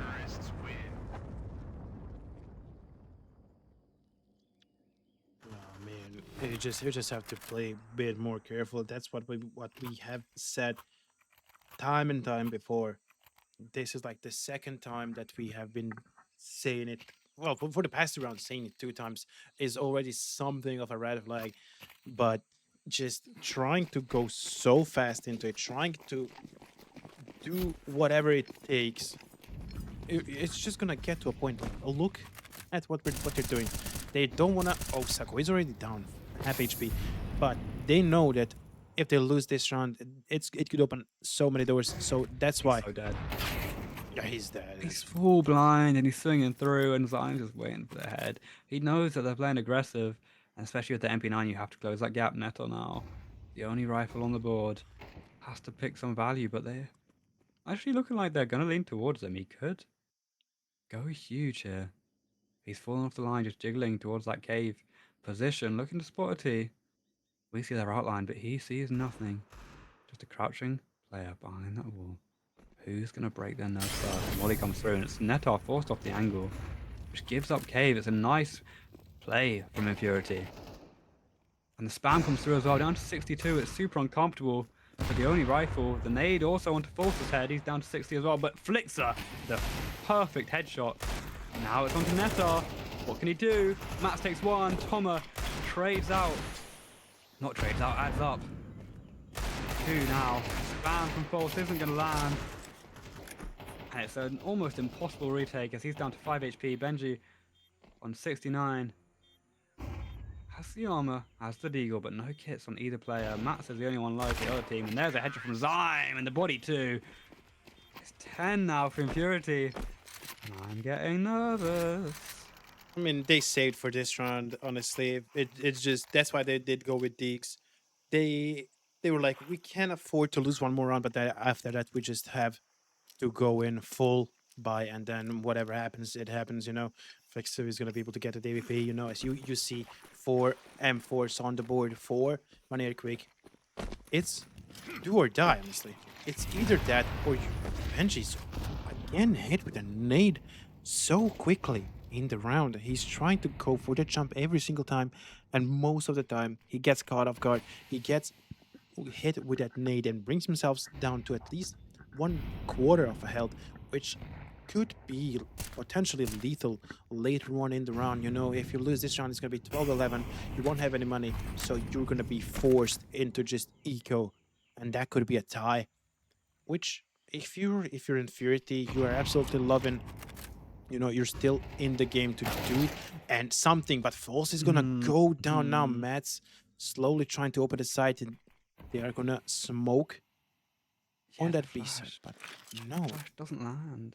I like the set play, but you need to hit a utility because False is actually just swinging into a dry angle at that point, and the AKs are always going to win that duel when they're so locked in as they are right now.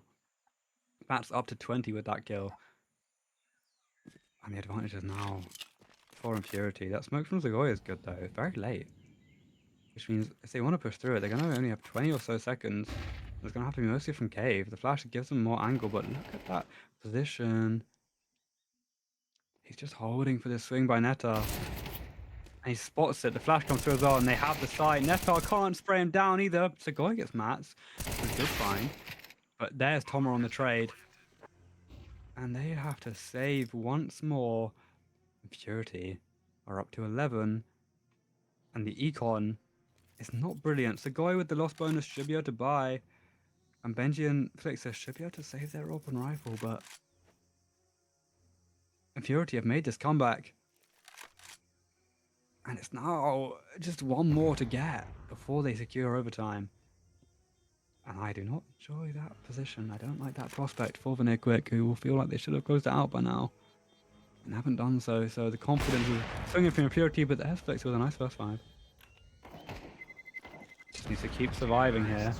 Can he do so? Time is off. And there's a good shot as well from Flixer. Keeps himself alive and saves that orb. Okay, the buy is okay, right? They have at least 2 M4s and an orb. If not 3, they call it timeout. What do you think they're discussing here? I mean, they need to discuss how aggressive they want to play. And honestly, they tried to play a little bit less aggressive, but that didn't go their way as well. They tried to play aggressive. That also didn't work out. So what can you do here? They waited so long with the rotates. They were like, okay, so majority of the team died. We are only 2 players. Do we really want to go towards that B side? They have planted the bomb. They have the number advantage. Did they take the second time out as well? Looks like it. No, It the time is still does. ticking down. I don't understand. Okay, I'm not quite sure, but keep talking. But yeah, no, it's just so many times Benji doing the same mistake, jumping over that wall to go into donuts, losing 1/4 of a HP, which at the start of the round is just going to absolutely bring you down because once you want to trade off, you're already in that disadvantage of HP. So you have to take a Yeah. little bit more consideration there. You can't just be like, okay, yeah, man, whatever happens, happens, because it's just gonna put you in a very, very tough spot, which it did prove so many times now. Look at this. 4 rounds in a Yeah. row. You have almost everyone alive on the side of Infurity, and they are definitely wanting to continue that way. Oh, that's a good Nade, though. nade. Almost down to 17, and Matt's down to 17 23 and with the spam as well. 23 is huge. I believe it's double nade, actually. It's great work, and Netar's going aggressive off this with the health advantage. Spots out one, but doesn't spot the second there close. Nade is going to bring him down. The spam comes through and swinging into it. Netar's got to back away down to 21. The molly gives him some safety, but he's tucked up onto this box. Shine, waiting for the peak, and it's a little bit overeager from Neta, but still advantage for VanirQuick on the HP side at the very least. Benji didn't take any opening either, so it's all for him as well. But look at the space that has been found by Zyme. And are they reading this as Neta aware? Behind that smoke? I believe he's wary of it, but they could be deep in CT and they'd have not a clue. So molly towards A main. Gonna find no one. Here's the engagement. Zyme towards Donut. Who's gonna win out this duel? Is it Benji? Or is it the double swing of the T's? Infurity comes through. And there's a spot from Benji. Gets one. Doesn't know about the second, but Goy's good for it. And now it's a 5v3, and two of those players were so low early in the round. This could be the one for VanirQuick. This could be the closer. They push through cave. Two players so low. This spam could be huge. As they swing off this angle. There's one for Flixer with the AWP. Shine does get false, but 4v2 now. And Mats and Shine are both low. Half HP on Shine. Just a quarter on Mats. The plant's going to come. They're just going to wait. Pushing through cave. Spam from Neta through the smoke. Takes down Shine. It's a 1v4 now for Mats. And that's going to be Segoy on the flick. And VanirQuick to close out their map pick. If we go 1-1, we're going to nuke. Oh my goodness gracious. That's absolutely beautiful to see. Managing to win 13-11. You can see how much both teams are pushing each other, because 13-10, then 13-11. They are battling it out so hard and are gonna be going towards that decider, which is gonna be nuke. We talked about it. We talked how well they can play on that nuke. So this is gonna be such an interesting one, and hopefully we are gonna be able to see a great play from both teams. But at the same time, it's just a great opportunity for VanirQuick to maybe try and win this one, as it would mean a lot to them if they were the one that managed to even though they have kind of doubted themselves before this match, being able to force Infurity to map 3 and potentially win this, it would definitely be crazy. But I think that what it would do for their confidence for your next round is going to be absolutely amazing. Yeah, great performance there on their own map pick. Could close it out much prior. Got it a little bit dangerous, but overall, every single player there showed up in moments. Neta had a beautiful couple of two pieces false. The real standout, Benji, came alive after a tough start. Flixer looked a bit sharper on that map than prior, and was enough to turn the tide. And there's someone I'm missing. It's Segoy, also a reliable piece in that position, in that puzzle, to close out their own map pick. On the other side, I mean, Infurity made it difficult, right? They bring it all the way close to that overtime position, but just one away from it, they can't quite close that out. And that's enough for VQ to take their map pick, as we will look towards the 9th round of Nuke eventually, but I believe in the meantime we can go to a quick break, just recoup our energy. We'll see you for map 3.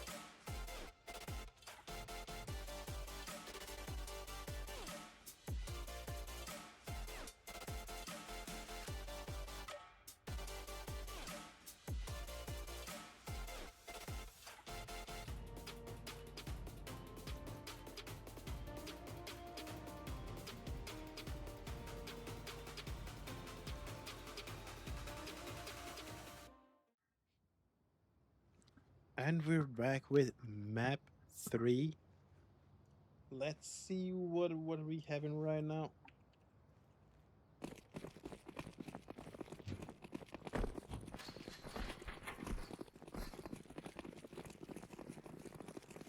Okay, I need to switch sides. My overlay is not right. Oh, oh yeah, they have. Okay, never mind. They need to do the knife round as this is the decider. No one picked the side, so they have to do this one. They have to battle it out. So let's see. VanirQuick did win the round. So let's just check out it. What side are they gonna pick? What side do they wanna? Are they gonna trade? Yes, they will. They wanna play that CT side first, and then see how well they can go from there, which honestly is fully understandable. Just doesn't seem like they're actually ready. Felt like they were ready, but that's okay. We can just switch back to intermission in just a minute. Okay, never mind. There we go. There we go. I was about to say, okay, never mind. Maybe they wanted to practice some more, but they do not want to practice. They want to go in. They want to secure the matches for the respective teams. VanirQuick and Infurity, it is 1-1. Oh my goodness. I am so back. I can't hear a word of what Joe's saying. If Joe's talking, I've interrupted him. Right now, we are getting into this game. I went to pee. I've washed my hands. I'm feeling ready. Pissed around. Is it knife? Are we knife rounding? Oh, I don't know what's happening. No, knife round already finished. Okay. VanirQuick did manage to win it. Yep. Coming out of this A-side rush with the pistols. Who's going to take the opening? It's Shine onto False with a nice flash onto that CT. And here comes the repositions. The plant goes through from Zion as well. It's nice work from the T's. Looking to close out pissed around on a very important half of Nuke. And look at that, man. Sirius playing so far behind. And Sugoi with the Julies runs down Max. Escaping one. And there's another. But Shine finds a second in the round. And oh my goodness. Shine just found two more in the span of half a second. Didn't even manage to fully go to the switch. He already got all the kills. Until I find the button is already done. That's why I need to be a little bit more faster when I'm doing this. So let's see. Infurity managing to win with the first round of the map. Well, at least once, you know. VanirQuick couldn't just go for 3 in a row, you know, it would just be disgusting. But so many players are there on the ramp. VanirQuick, four players on the ramp. What are they gonna do from here? No, actually, it's all 5 of them are on the ramp. I'm blind, but Shine is just gonna go onto the other side, going in from the outside. 2 players are actually gonna go from that side. They really wanna try and go for it through secret, but how well can they do it? They are gonna go to the double doors. Go up. Gonna find one. Zyme entering immediately. Gonna find the second. The third is there as well. Searching the Berettas. Sugoi is gonna be able to get him down, but he's the last man standing on VanirQuick. They managed to get just 1 kill. And Shine, is he gonna be able to plant in time? Yes, he will. Which means a little bit more money in their pockets. They are absolutely gonna be loving the way that this started. 2 rounds, both inside. Both gonna go over to Infurity, and they are gonna be absolutely loving it. But now you have to be careful because VanirQuick did go for the full buy, so this will definitely be an interesting play here. Yeah, I mean, Zyme is an absolute eco warrior. He destroys them on those SMGs, farms up so much money. That's another 3k with an SMG for that boy over there. And Tomo's gonna drop down onto this player. And False turns and takes 2. Oh my goodness, he's still feeling good. From that previous map up to 3. False on for the ace if he wants. Engages forward through the heart. And is ahead of the lobby position. Yes, another one. The last is towards ramp. Can he close this out? Oh, what a nade from Sugoi. At least the way it's stolen is in a fun and explosive style. But False styles on Infurity to give VanirQuick their first of this map. It was definitely an explosive way of securing that last kill, which they are gonna be loving. But Infurity, don't think that they expected this, and False was just absolutely perfect. He managed. He heard the jump. He knew exactly where the peak is gonna be there, and it was just absolutely beautiful to see this. It's just amazing. But now they're gonna go. They're gonna go to Two outside. Seems that He's way. like 3 nades, by the way. Who was that? I think it was Flixer maybe. He was just juggling some nades. But yeah, you're right. They're posturing towards this outside position, pushing through that smoke ahead of the pack. But Flix is so far away, and there's an SMG on the side. That's never the gun you want in this engagement. They're going to go towards Secret and meet a man. The jump up is bad timing, but a good fight, and there's 3 now running it down. Neta's got all the information, but a dead body in Segoy is fast here. Is he fast enough? He hears those footsteps, and he's got a teammate alongside him towards control room. Flicks are going aggressive. They're playing patient. Oh, he's tucked in this corner. Is he going to go for it? He is, and he can't quite control the spray. Zyme with the Mac 10. AD. Into the dome. Segoy in this corner. So much on his plate. Benji and Force providing some cover, which allows him to stick in this corner and take down Mats as well. And that's good teamwork there. The covering fire provides them survivability as the rotation comes towards this A site. And there's a man waiting. It's Force who gets one. And Shine was on top of the hut. Trades it out. Gets the plant in a 1v2. Segoy has a kit. So advantage, you'd say, is still for VanirQuick. But if Shine can make the right reads, definitely a challenging one. Benji going towards Squeaky. Is he going to be aware? Shine, he is. He's looking down towards that vent, and the timing is perfect. Upgrade to the AK. The defuse comes through, and VanirQuick have tied it up 2-2. I mean, they knew. Well, at least Infurity did know where one of the players were, seeing that flash coming from the vent. You have to be careful about it, but you have no info on the second player, which ended up just being next to you, and you just go down. But at the same time, I think we gotta mention that I was uncertain when Segoy was there right in the corner on B side. It just felt like, okay, when not sure which player from Infurity it was, but he jumped through the control room. And it just felt like, okay, so he spotted. But then another player from Infurity did go there and just did not see him at all. Netar now we're gonna be able to find one. Bench is gonna help him out. He got on the second already. The outside is not looking too good towards Infurity right now, but they are trying to make their way. Toma now knows. Oh, Oh my goodness. Timing. And he gets away as well. That's brutal, but it shouldn't be too problematic. The Segoy takes down Mats. The plant comes through on the B side. And actually, this player towards lobby could catch another one. Toma. It's making things uncomfortable. Serious with Tech 9 towards vents. It's a gun that can definitely put value through. And Thomas found Benji. It's now a 2v3. There's no one on site. This is so weird. The kits are not on Neta's back. There's 2, and he has neither of them. So if he gets on this defuse, he's not going to be able to go for it. Takes out the tap, and there's the door swung. The first is found. Neta is on it with the 10 seconds. I don't like the fact it's him, but it doesn't matter because they find the kills. And that's going to be another round for VQ. And they're absolutely loving it. I know. What I was confused about. Okay, Toma, he was all the way in trophy room, or even further down in lobby, when the bomb was planted. It's just like he's nowhere close to it. If your teammate goes down, the one that planted the bomb, what are you gonna work with? You have to try and come back into it. And how far can that be? Well, thankfully for him, they managed to just play it safely as they could, but then VanirQuick just absolutely managed to secure the round in a fashionable way. But now Shine wanted to pick that hut. He's gonna get spotted. No, not hut silo. Gonna get spotted. Gonna go down to 24. And now Ooh, that's ahead. that could have been such a close one. That could have been a really. Oh, but there we go. Flixa is now gonna fall down. Not sure why you're rushing. You know that someone is on silo, and you're still like, okay, I mean, I can still maybe try to do something. Also trying to push lobby. But he wasn't. But Benji and Netar are gonna help out. This is gonna be a good one. 3v4 now for Infurity. They have to play much safer now if they want to, tie the match around again. But It's so aware. Oh my god. He's so aware. Yeah, Segoy. Oh my goodness. That's so that's like so smart. I don't know. He's so tuned into where they could be, and he's still holding this line, not adjusting his angle at all. This double swing is going to come through. Can Segoy be good for both? He gets one. It's a good trade from Zyme, but a 1v3 is difficult.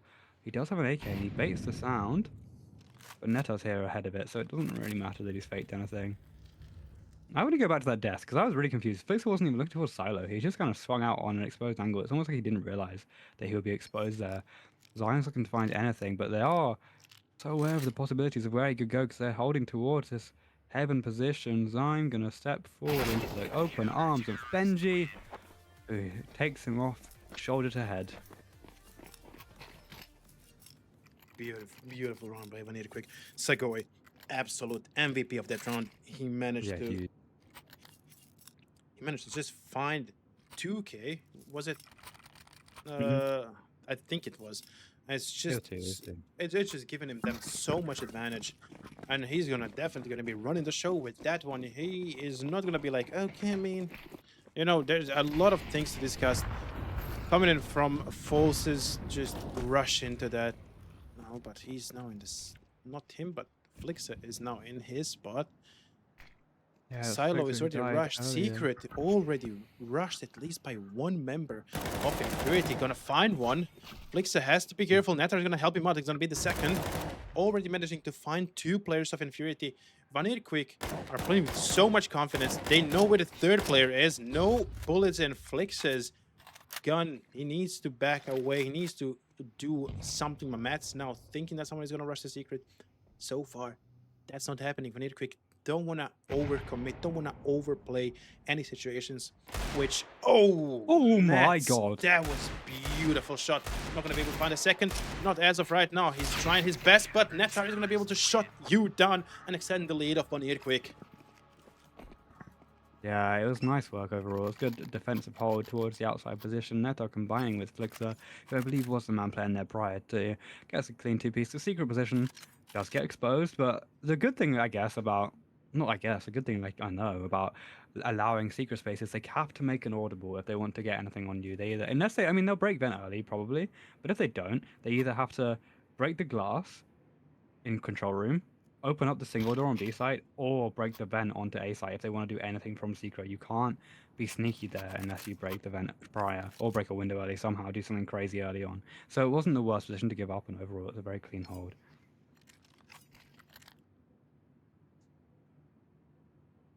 And it looks like it's going to be a good buy as well for Infurity. Having the AWP out and Shine could be a difference maker. Flixer getting... Actually, it's Netar getting blocked a little bit. Mollying towards outside. I want to see where that one is. Just to the left of that back blue box. He's going to swing towards Garage. Is he wary of that AWP? I don't think he's quite thought about the possibility. As now he's going to tuck in that Garage corner. Shine. Hold towards red, and he's not going to find any value as a second layer of smokes comes through. Still looking to find any heads, but nothing given. The flash into secret now is nice. False going to hear that, and Jiggle, fed for the molly, he sees the door angle, and as soon as he notes a barrel, he'll drop that molly as Flixer drops down Thomas' body. There's the molly, and he gets away as well. Risky swing.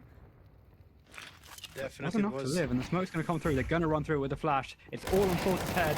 Full blind on the team. He finds one. He can't quite set up the spray for the second, but it's decent damage, and Flixer's there already.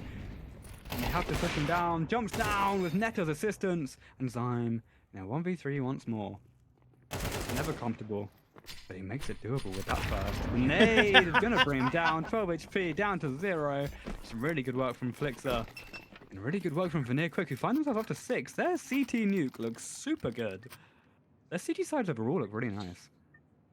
Absolutely, and also keep in mind, they were the ones to pick CT side because they won the knife round. As it's decided, they need to do the knife round to decide what side they want to play on the map. And they were like, give us CT, and so far they are running the show with it. Honestly, it's just beautiful to see, and hopefully they can continue that way. It's 6-2. Round 9. Benji's gonna be able to find one. Now Zyme has to be careful. Zyme trying to go through main. Can he find some fools? He's gonna spot him immediately. Gonna stay out of the CT vent, and that's gonna be another round with only one death on VanirQuick's side. 7-2.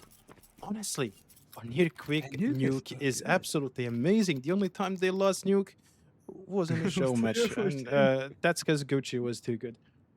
maybe they lost the Overwatch team and they were like, hey guys, not acceptable. Our nuke is not acceptable. We can't be using to Overwatch. So they really tried to lock in on this map, and it's paying dividends here.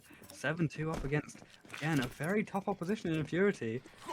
And VanirQuick are making a meal out of them. Eating them for dinner. Flix has found the first. Max's body dropped. Makes mincemeat of the Blair. He looks to push towards red. And Zyme on Silo is wary of where they could fall off to. But now his teammates cross through that wall of smoke down into secret. He doesn't have to worry about it so much. Tom to false is nice, and Flixer needs to get his gun out. Oh my goodness. He takes it out just in time. Jiggles the wall, and I don't know when Benji fell as well. I might be trolling. Yeah, I don't know. It's a tough spot for VanirQuick now. And it seems like they are going to be able to secure the run. Shine is going to be able to take Netar down. This could be a great spot for Sagoi. Going to find one. Going to find a second as well. Oh my God. Third one is AVP, so he has to be careful. He's going to be able to dodge that. That third is not going to be found. And Flixa now 1v2 going to go heaven. More than likely. It's... Oh, they're not holding him. Flixer's got the timing. timings. Oh, but they that's time him. He's one. got the take 9 out. The other's in hot, but he doesn't know about it. He doesn't want to drop, doesn't want to make the order. Well, there he is, jumping. He was Shine with the shot. And that's so close. I mean, they gave all the opportunities to Sagoi there by not swinging together. The AWP was too scared to take that angle as his teammate ran around the right side. But that's 3 on the board for Infurity, and they are still alive in this map. It's so close yet so far. It felt like this could be the one when it comes to extending the lead even further, but then managing to secure the run for Infurity. This is like the first. Oh my God! Look at that! Oh, look at from 2-0 for Infurity just to 7-2, and now being able to win another round. Infurity, they are gonna be liking that, but now they have to continue winning rounds if they want to have somewhat good chances in the next round. Gonna go secret. Here's Zyme. He's not going to be able to find anyone as so far. Falls not wanting to push that ramp, not wanting to push secret. He's just playing it safe, serious. He's going to be able to get Flixa. But now they are going to go towards that B side. And so far they have it open. Sagoi and Netar are going to be able to find the 3 for Sagoi and Netar. Absolutely huge work. It's 3v2 now. The number advantage is there for VanirQuick, but are they going to be able to use that one? Let's check it out. They have to be careful. Zyme trying to go through CT, trying to spot someone in that ramp. So far, you don't see anyone. You have to be playing this pitch perfect, but you are going to be awaited. Benji is close. Is that serious? Serious just standing in dark. He doesn't want to go in, but Zyme now. Zyme is going to be able to find one. Only 25 seconds, so they have to be careful. Benji's gonna find Zyme. Okay. And serious. I mean, he has to plant now. He definitely has to at least try, because it's 15 seconds and he has 11 HP. Falls. Here's him. Falls know where he is, and he is gonna fall down by Falls and Sagoi. And that's gonna be an 8-3 for Vanir. They're just playing around. They just wanna get the gun. What are they searching for? That one piece? Yeah. Let's see what. To the left. To the left. There you go. Ben just grabbed it. And it's a good job there from VanirQuick. Really nice retake. Not much of a retake. It was a 1v2. It's kind of easy, but it was, yeah, just good awareness from the players to make note of where they could possibly be, waiting for that plant to go down, and then snapping on them together as he opens that single door. VanirQuick got up to 8, and 9 here would be really nice, but the buy on the side of Infurity is pretty strong. They got the AWP on a Mac 10 this time, hoping to run in forwards, and a couple Galils, but it's not unwinnable with that gun loadout. Flixer doing a decent job on the AWP, and False returning with that form from previous map, and Sagoi here having his best showing so far this series on the CT side of Nuke. Looking to keep up that good work as they lean towards ramp as they stay mostly in the lobby position, but once again they've made it down to secret. And Netta's here to meet it. Who's going to find this first? Netta's going to win out that duel. Easy peasy for him, my friend. And as the grouping towards ramp comes through, False can't quite drop down the vent because there's fire at his feet, and they are going to give up that B site, so it's going to be a retake. Netta has to get out. It gets one, actually. Does a really good job and backs away from the molly. Here comes the double door push. The AWP's on that angle now. And he's going to find one. Flicks it through the door. Gets down Mats. And can nade that smoke too. Looks to get any more value. It's now a 5v2 situation. The two players of Infurity. And they haven't got the bomb down just yet. And eventually they're going to have to do so. And at that point, they can all get closed in on by VQ. Here comes Bogdan's Law with Netar taking the AWP. The IGL looking to be that piece to close it out. There's a player up the top of backside, but Segoy wins out the first duel. Now it's Shine in a 1v5 with a Galil. The door opens. He looks at the wrong one. His headset's on backwards. He's still looking towards there, though, because now there could be a possibility of the play. Drops onto the head and flicks her fast with it. 9-3 for VQ, and that is a gorgeous CT half of Nuke. And now it's the untested side of the T. Well, that was a little bit easier last time around, as those 3 rounds were also in the hands of VanirQuick. So, yeah, how well can Infurity do it? And what do you do here? You know, when we were watching Inferno, it felt like, okay, it's a good map. You managed to insert the control that you wanted. But then you went over to Ancient, where VanirQuick was having a good lead. You managed to get back into it, not fully, and then lose almost the last round. It was actually. It was either tie or win for VanirQuick. So they managed to win that. And then now VanirQuick just doing what Old Boys did to VanirQuick in the first round. It's exactly that. The map 3, the confidence of players has been down. Max is going to be able to find one, but Flixa is going to trade Banjay down. Sirius finding another. Can they find some more Shine? Yes, he will. It's only 2v3. Shine has to be careful. But now he's going to be able to find Netar, and Segoy is the last man standing. He knows that one is at least on the top of the hut, or at least somewhere close to the hut, because he heard the jumping around. And what does he do? They have the bombs, so he has to play it very, very careful. He wants to... I mean... Is he going heaven? Yeah, at some point they're going to read this rap, surely. They have enough players to watch all the angles of hut, heaven, and main. Segoy, though, the top frag, definitely the one to make it happen on this nuke map so far. But the pistol round that Infurity really desperately need, it looks like it's going to be going their way. He's going to wrap all the way towards main, actually. He's not even going to jump up to heaven. He thinks that's too readable. Well, okay, now he's losing me because he's gone towards garage. I guess he's just trying to find any players out of position, but they are anchored towards this site, and there's someone holding his line. As soon as he enters that crosshair, ooh, they've turned away. The opening is here for Segoy now. Oh, there's a spot. Okay, they know exactly where he is, and at some point they're going to 3-2-1 converge on him as soon as he takes a single angle. He knows nothing about where the other two players are. Just playing off the spam. There's one to his left, and he runs it down, gets the first, switches to the USB, gets the second, gonna get the third to Goy with no HP left. Homer's gonna close it out, and that's a beautifully nice try.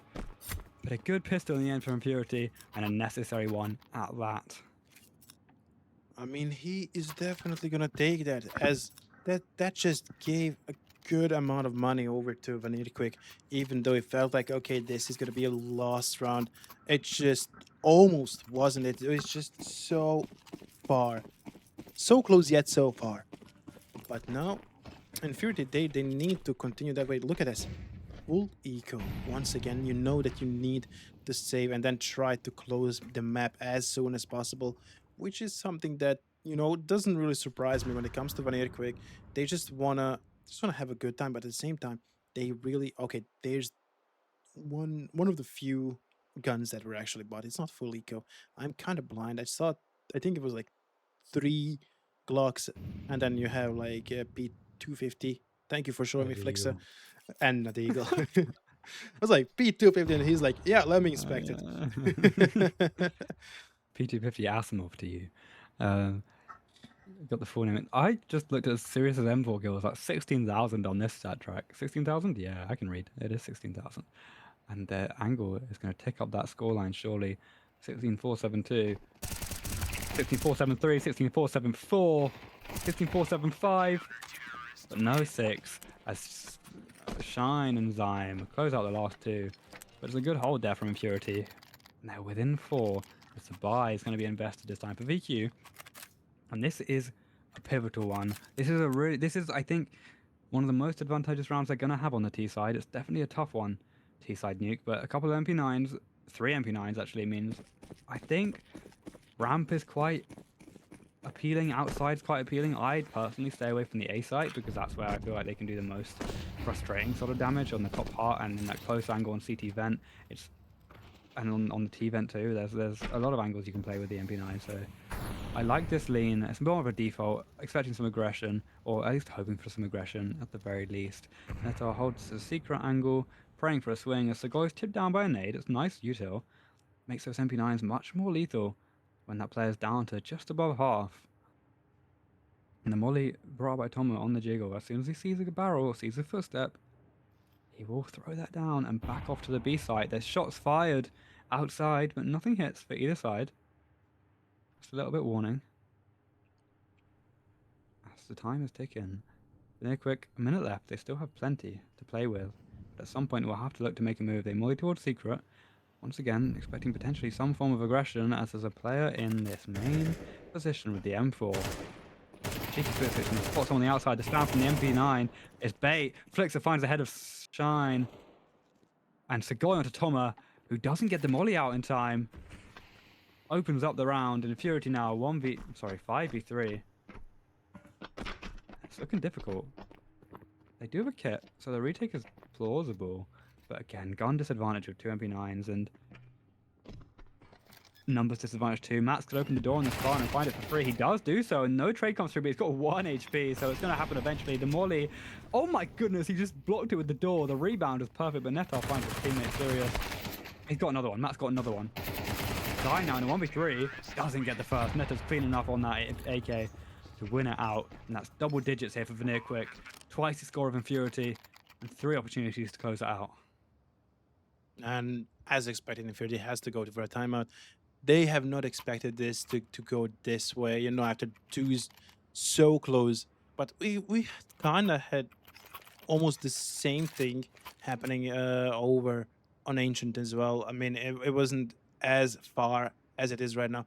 But at the same time, it's just VanirQuick is just running the show last 2 maps, you know. Inferno, they could have won. It was so many close calls where it could have gone, honestly, it could have gone 2-0 for either team, because it's just that way that like so many rounds it was just like, okay, we can win this one, and then you just drop down from just some random round, and then it's just a downfall starts slowly until you just start rising again. But at the same time, look the way that VanirQuick has played. So many times they have managed to just absolutely stay majority of the team alive, and even here, like full team. It's just absolutely huge the way that they have been. Rounds. It's just absolutely a sight to see. Honestly, it's a beautiful thing. Segoy on 17 kills already. Yeah. It's just absolutely huge work from him today. He's been finding so many kills and so easily. But Yeah, you I mean, love Netar to and see. False as well are absolute headshot machines right now. 11 kills each with 81% headshot percentage. They're just laser beams. They're so accurate. It makes it so difficult for Infurity to win any engagements when they just have no time to do so. Almost all the way down towards Secret already.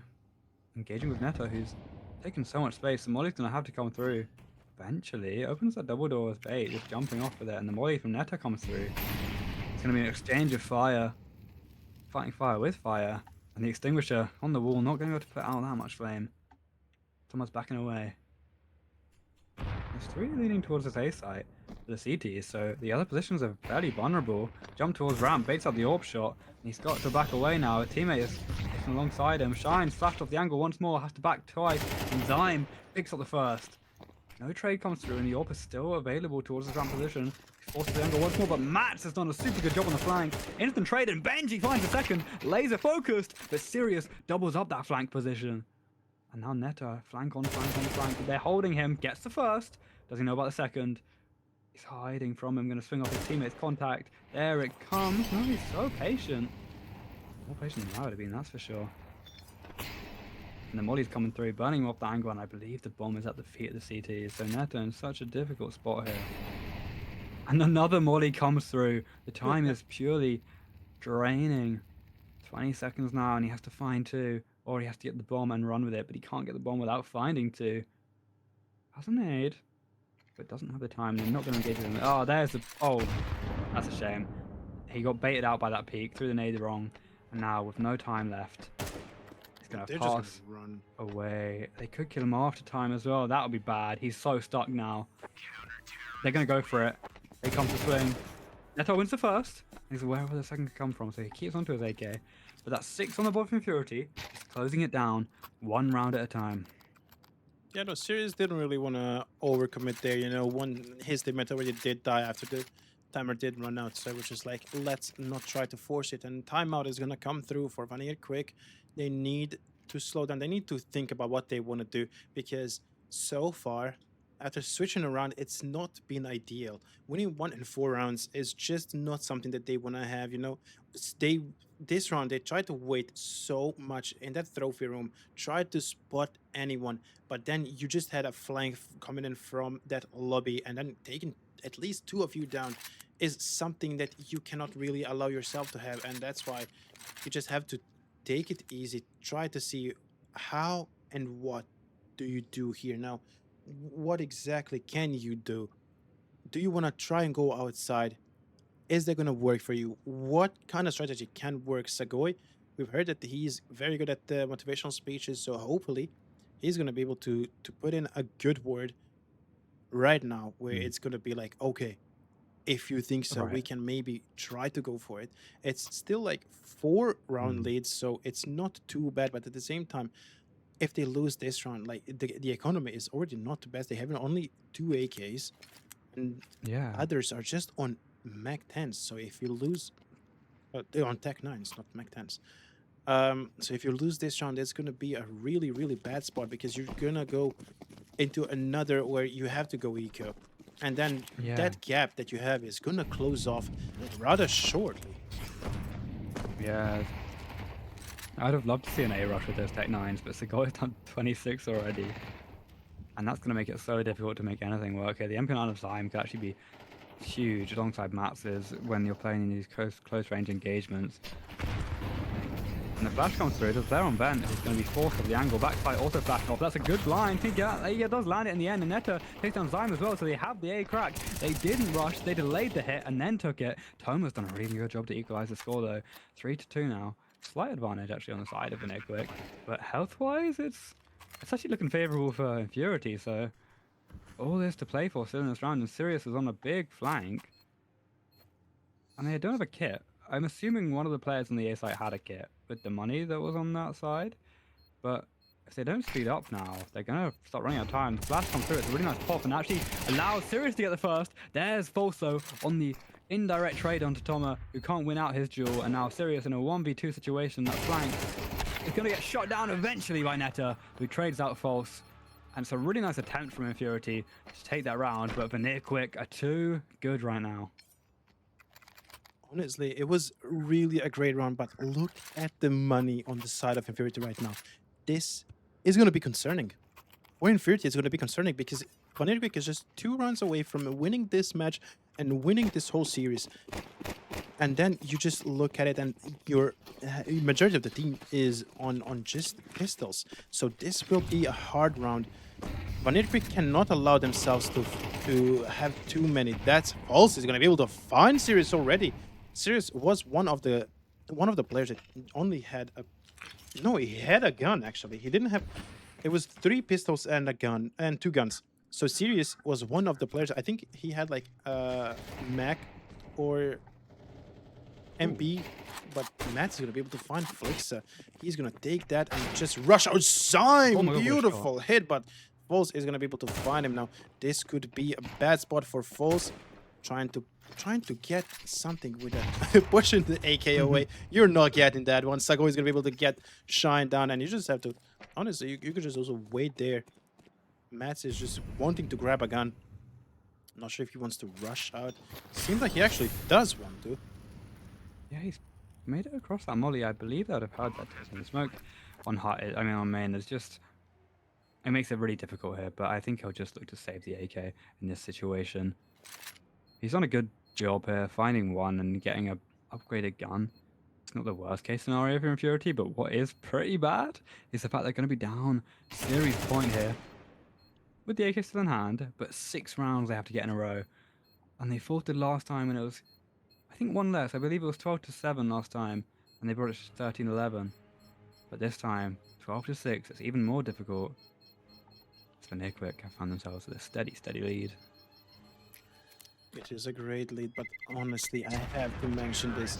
The guy rushing out like that, trying to just take that gun away from Mats, trying to, you know, just get a kill. It didn't work his way, which could have put himself in a bad situation, because now, looking at the economy, if they lose this round, they may be able to get the full buy next round. So I don't know. It's a little bit of a hard spot for him. Being able just rushing out, dying like that, could end up costing them. Well, maybe not the game, but at least at 1 or 2 more rounds. But we have to see how well they can play off from here now on, because they still do have 4 AKs, so they're not in a complete loss. They are going to be liking this one. Secret is going to be mullied, so they are just playing it very safe right now. Sirius is just there trying to spot someone on silo. Not going to happen. Now this could be huge. He did see one. Not going to be able to hit one. Still not hitting. The smoke is going to come through, but now Mats is going to be able to secure the kill with Sirius' help, but Mats is going to fall down. Falls taking that one and rushing through. Well, not actually rushing through. Felt like they are going to be rushing through, but the smoke did delay the action of rushing through Secret, trying to go over that B site, take control over it, and then maybe just plant the bomb and let the bomb take down while they're waiting for the closing round. So this will be interesting. Consequences of mistakes, right? So Goy, as you mentioned, gave away that AK, and that was the one to punish his teammate. Fortunately, that smoke spam counter traded out the Mats AK, but it's still available on the floor, and I think that might be Zyme to have picked it up, or maybe Zyme picked up Netters. I'm not quite sure, but I think that was the one from Segoy. So there's still an AK for the CTs with 30 seconds left. VanirQuick have to make a move, but they're so scared of this SMG CT hold. And Segoy's going to get caught out in the back if he's not careful. Shine's right on him. He's not looking the right way. He needs to turn at some point. Segoy makes a noise, and there's a headshot. Quick enough from Shine. Thomas flicks it too. Time is so low, and VanirQuick has got stumped at the door. It's just false in a 1v3, 4v4. I mean, he's found 2. He has 3 health, and there's Tomo behind with the USP, and I'm bothered by that round. I am really bothered by that round, because they played so scared. They were so wary of making a mistake that they made no play at all, and in the end, that was good enough for Infurity to take it. Wanted to make no mistakes and then ended up doing those same mistakes you didn't want to. VanirQuick is going to call another timeout. They just need to compose themselves right now. It's going to be a hard round, knowing that, looking at the economy, Benji only on 1.5k, Segoy not even 3k, Balls forcing out fully, going for that AK. If they lose this round, and fear they could go to 12-10. Or because you're going to need to sacrifice one more round after this one. If you're already forcing it out, they definitely are forcing it out. So it could be a costly mistake to do so. But honestly, I don't know. Like, it just depends on what exactly and where exactly they want to go. Because they tried outside, through 2 smokes, still managed to fall down at least one of your players. So it's not pitch perfect as you would definitely want to see it. So it's gonna be interesting. False always one on the top of the head, so hopefully they did realize that. False not wanting to push in, not as of right now. He hears someone jumping around, knows that someone is there, so he has to be careful. Matt's just waiting there with incendiary. He saw he's gonna throw the incendiary, but that's gonna be too late. He just oh my god, Segoy is gonna be able to get one as well. 4v3. This seems like a good run from VanirQuick. As of right now, the bomb is gonna be planted. Infurity, it is a do or die. Good trade. It is a good trade, but False, why are we rushing in?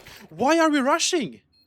I think this is a crazy round. I don't know why, as a CT, you're allowing yourself to get caught out of U2 on that position when you know they're going to be playing on a lower buy with those Tech 9s. You're playing at an angle where you're holding a molly and then you get caught out. Here comes a 2v2 situation, as you're right. There was a bit of aggression, over-aggression from the T's in that close button position. Segoy now swings on the angle, finds the head of Toma, and that's a 1v2 for Shine with a diffuse kit in hand. He can win this out still, but he jumps around the angle for some reason, gives him a freebie, and VanirQuick have won this series 2-1.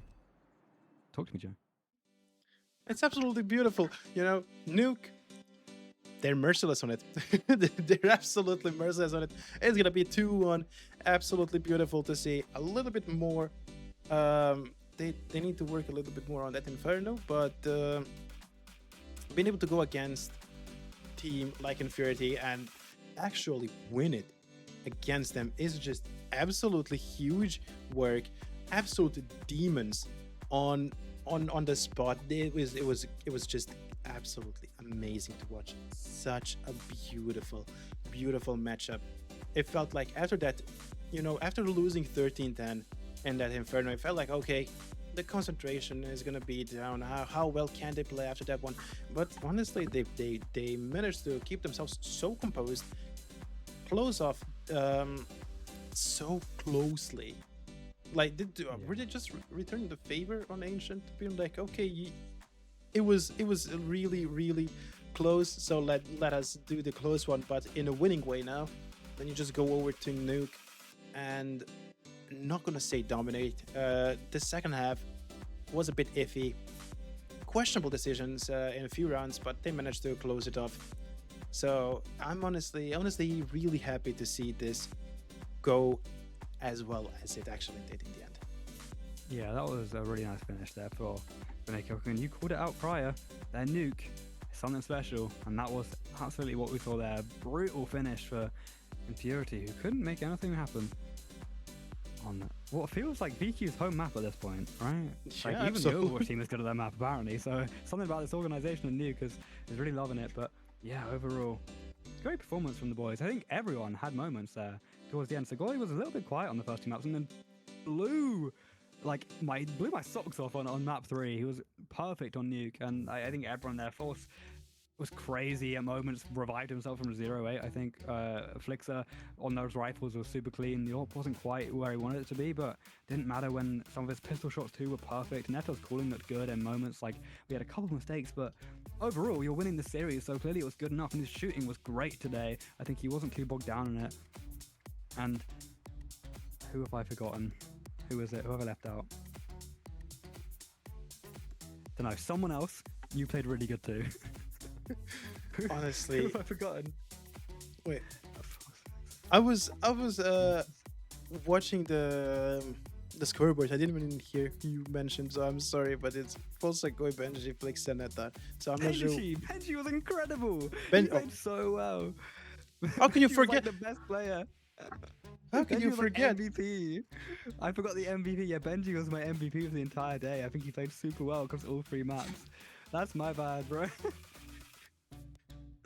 Yeah, I mean, great job, right? Really good job from VanirQuick. Just clearly made me lose my mind with that gameplay. And we've been productions in my ears interview apparently, and I believe we'll be getting that underway. Hopefully, I'm not. Yeah, we're seeing if anyone's ready. Hopefully not Benji, because I don't want to face him after that one. Well, let me see. Yeah, really good job. Is any player actually okay? Okay, we are going to get False in for an interview. That's exciting. Yeah. I can't wait to talk to him.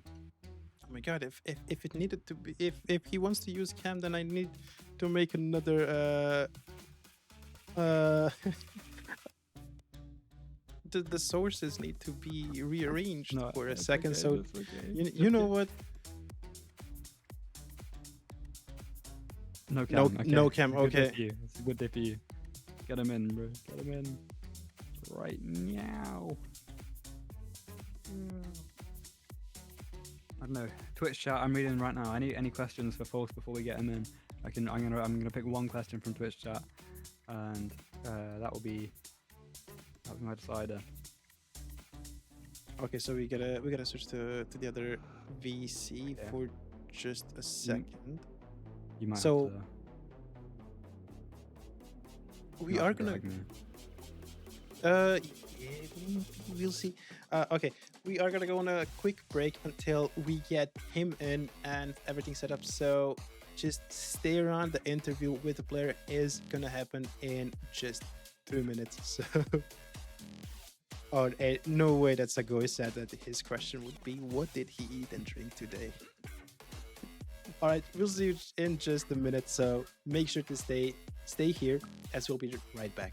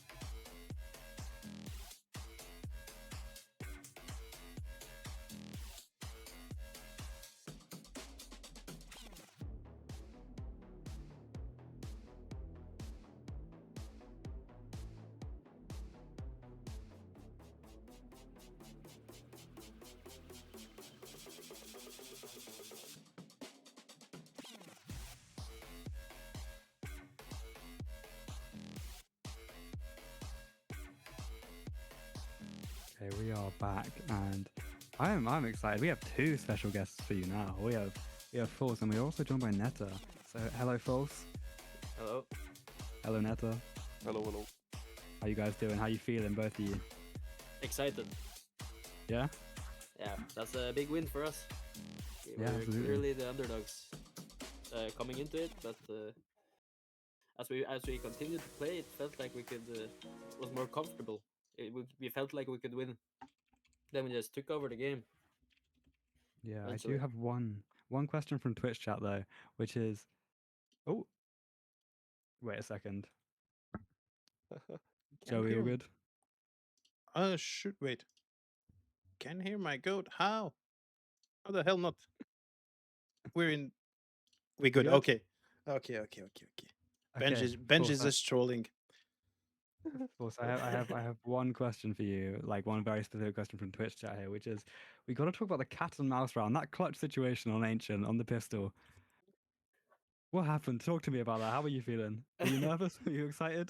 Was it So adrenaline pumping? yeah, the adrenaline was pumping, but I felt calm when we were running around on the B side.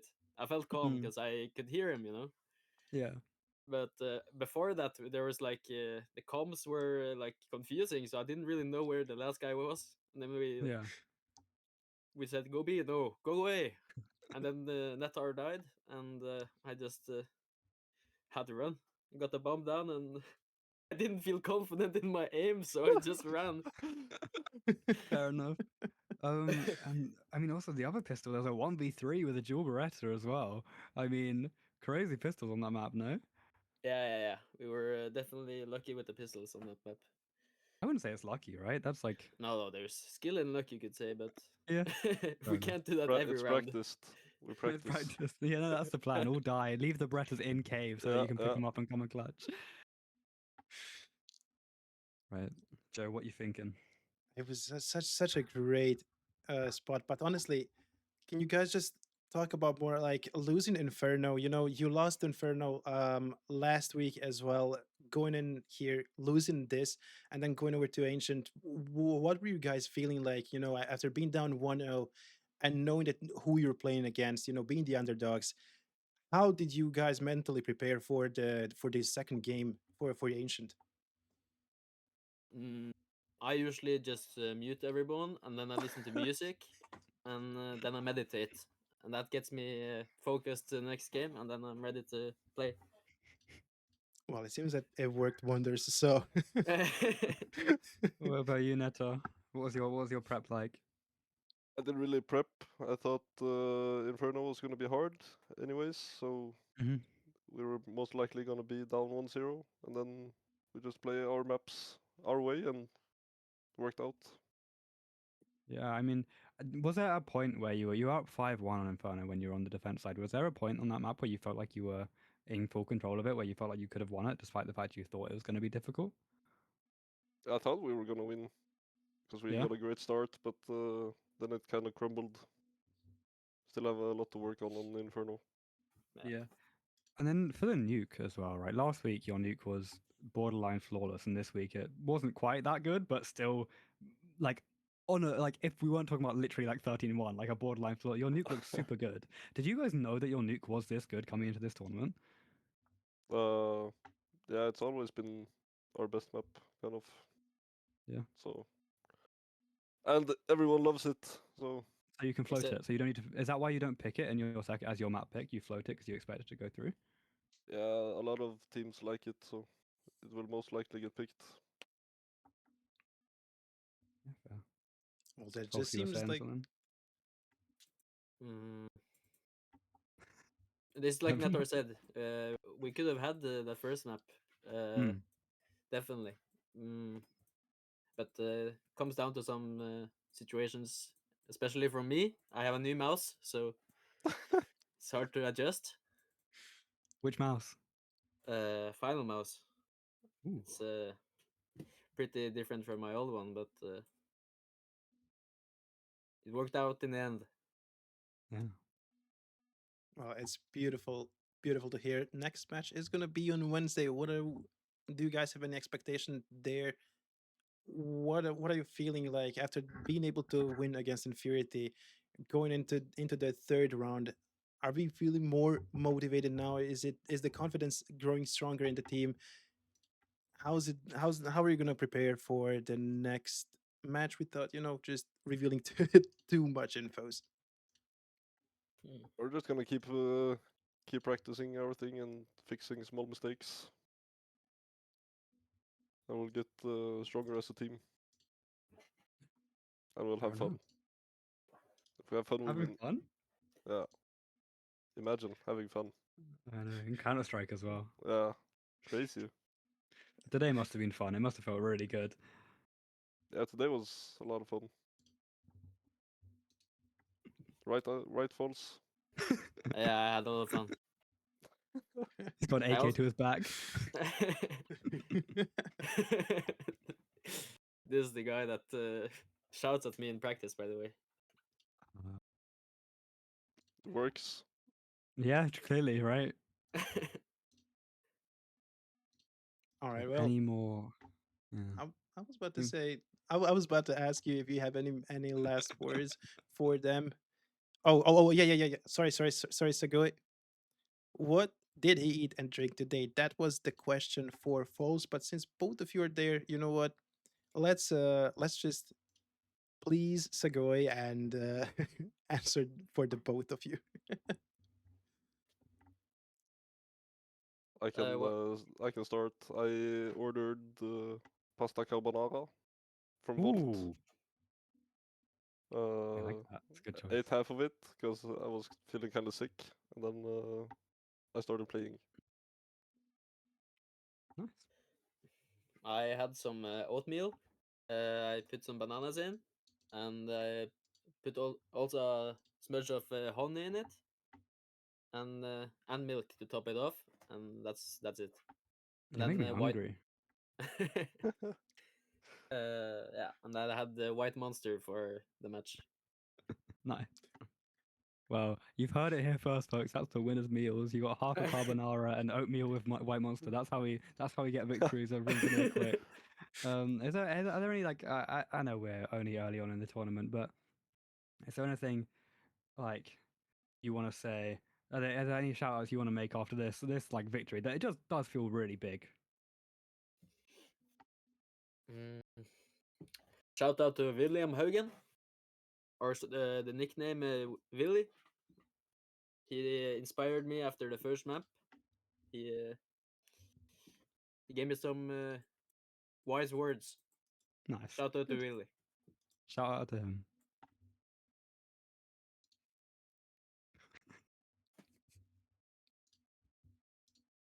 Well, I think with that, we might be concluding our interview, unless there's any final questions you have, Joe. No, just wishing you the best for Wednesday. Go get him. You know, Yeah. Yeah. it's we Together. definitely will be watching. So make sure to play the same way that you guys did today because it was really fun to watch. We absolutely loved it here. Thank you for joining for the interview and thank you for being the winners for today. It was absolutely lovely to watch. Yeah, what he said. Yeah. Yeah. Yeah. Thank you. I'll see you around then. Cheers. Yeah, Bye thank you. bye. Bye bye, guys. And Sam, for you, do you have any last words for today before we do go? Just this was great. What a series. That was a lot of fun. I had a lot of fun. That's what I have to say. Those are my closing words. What about you? Well, it definitely like exactly what you said. It was a lot of fun. It was so many good rounds, so many questionable rounds as well. So it gave us just, a lot of thrill. Also, Snooky, we're never listening to you again. But with that, we are going to conclude for the day. Thank you everyone for tuning in. We are going to be back on Wednesday when the third round is going to be played. Hopefully, we're going to see you around. But until then, goodbye. Bye bye.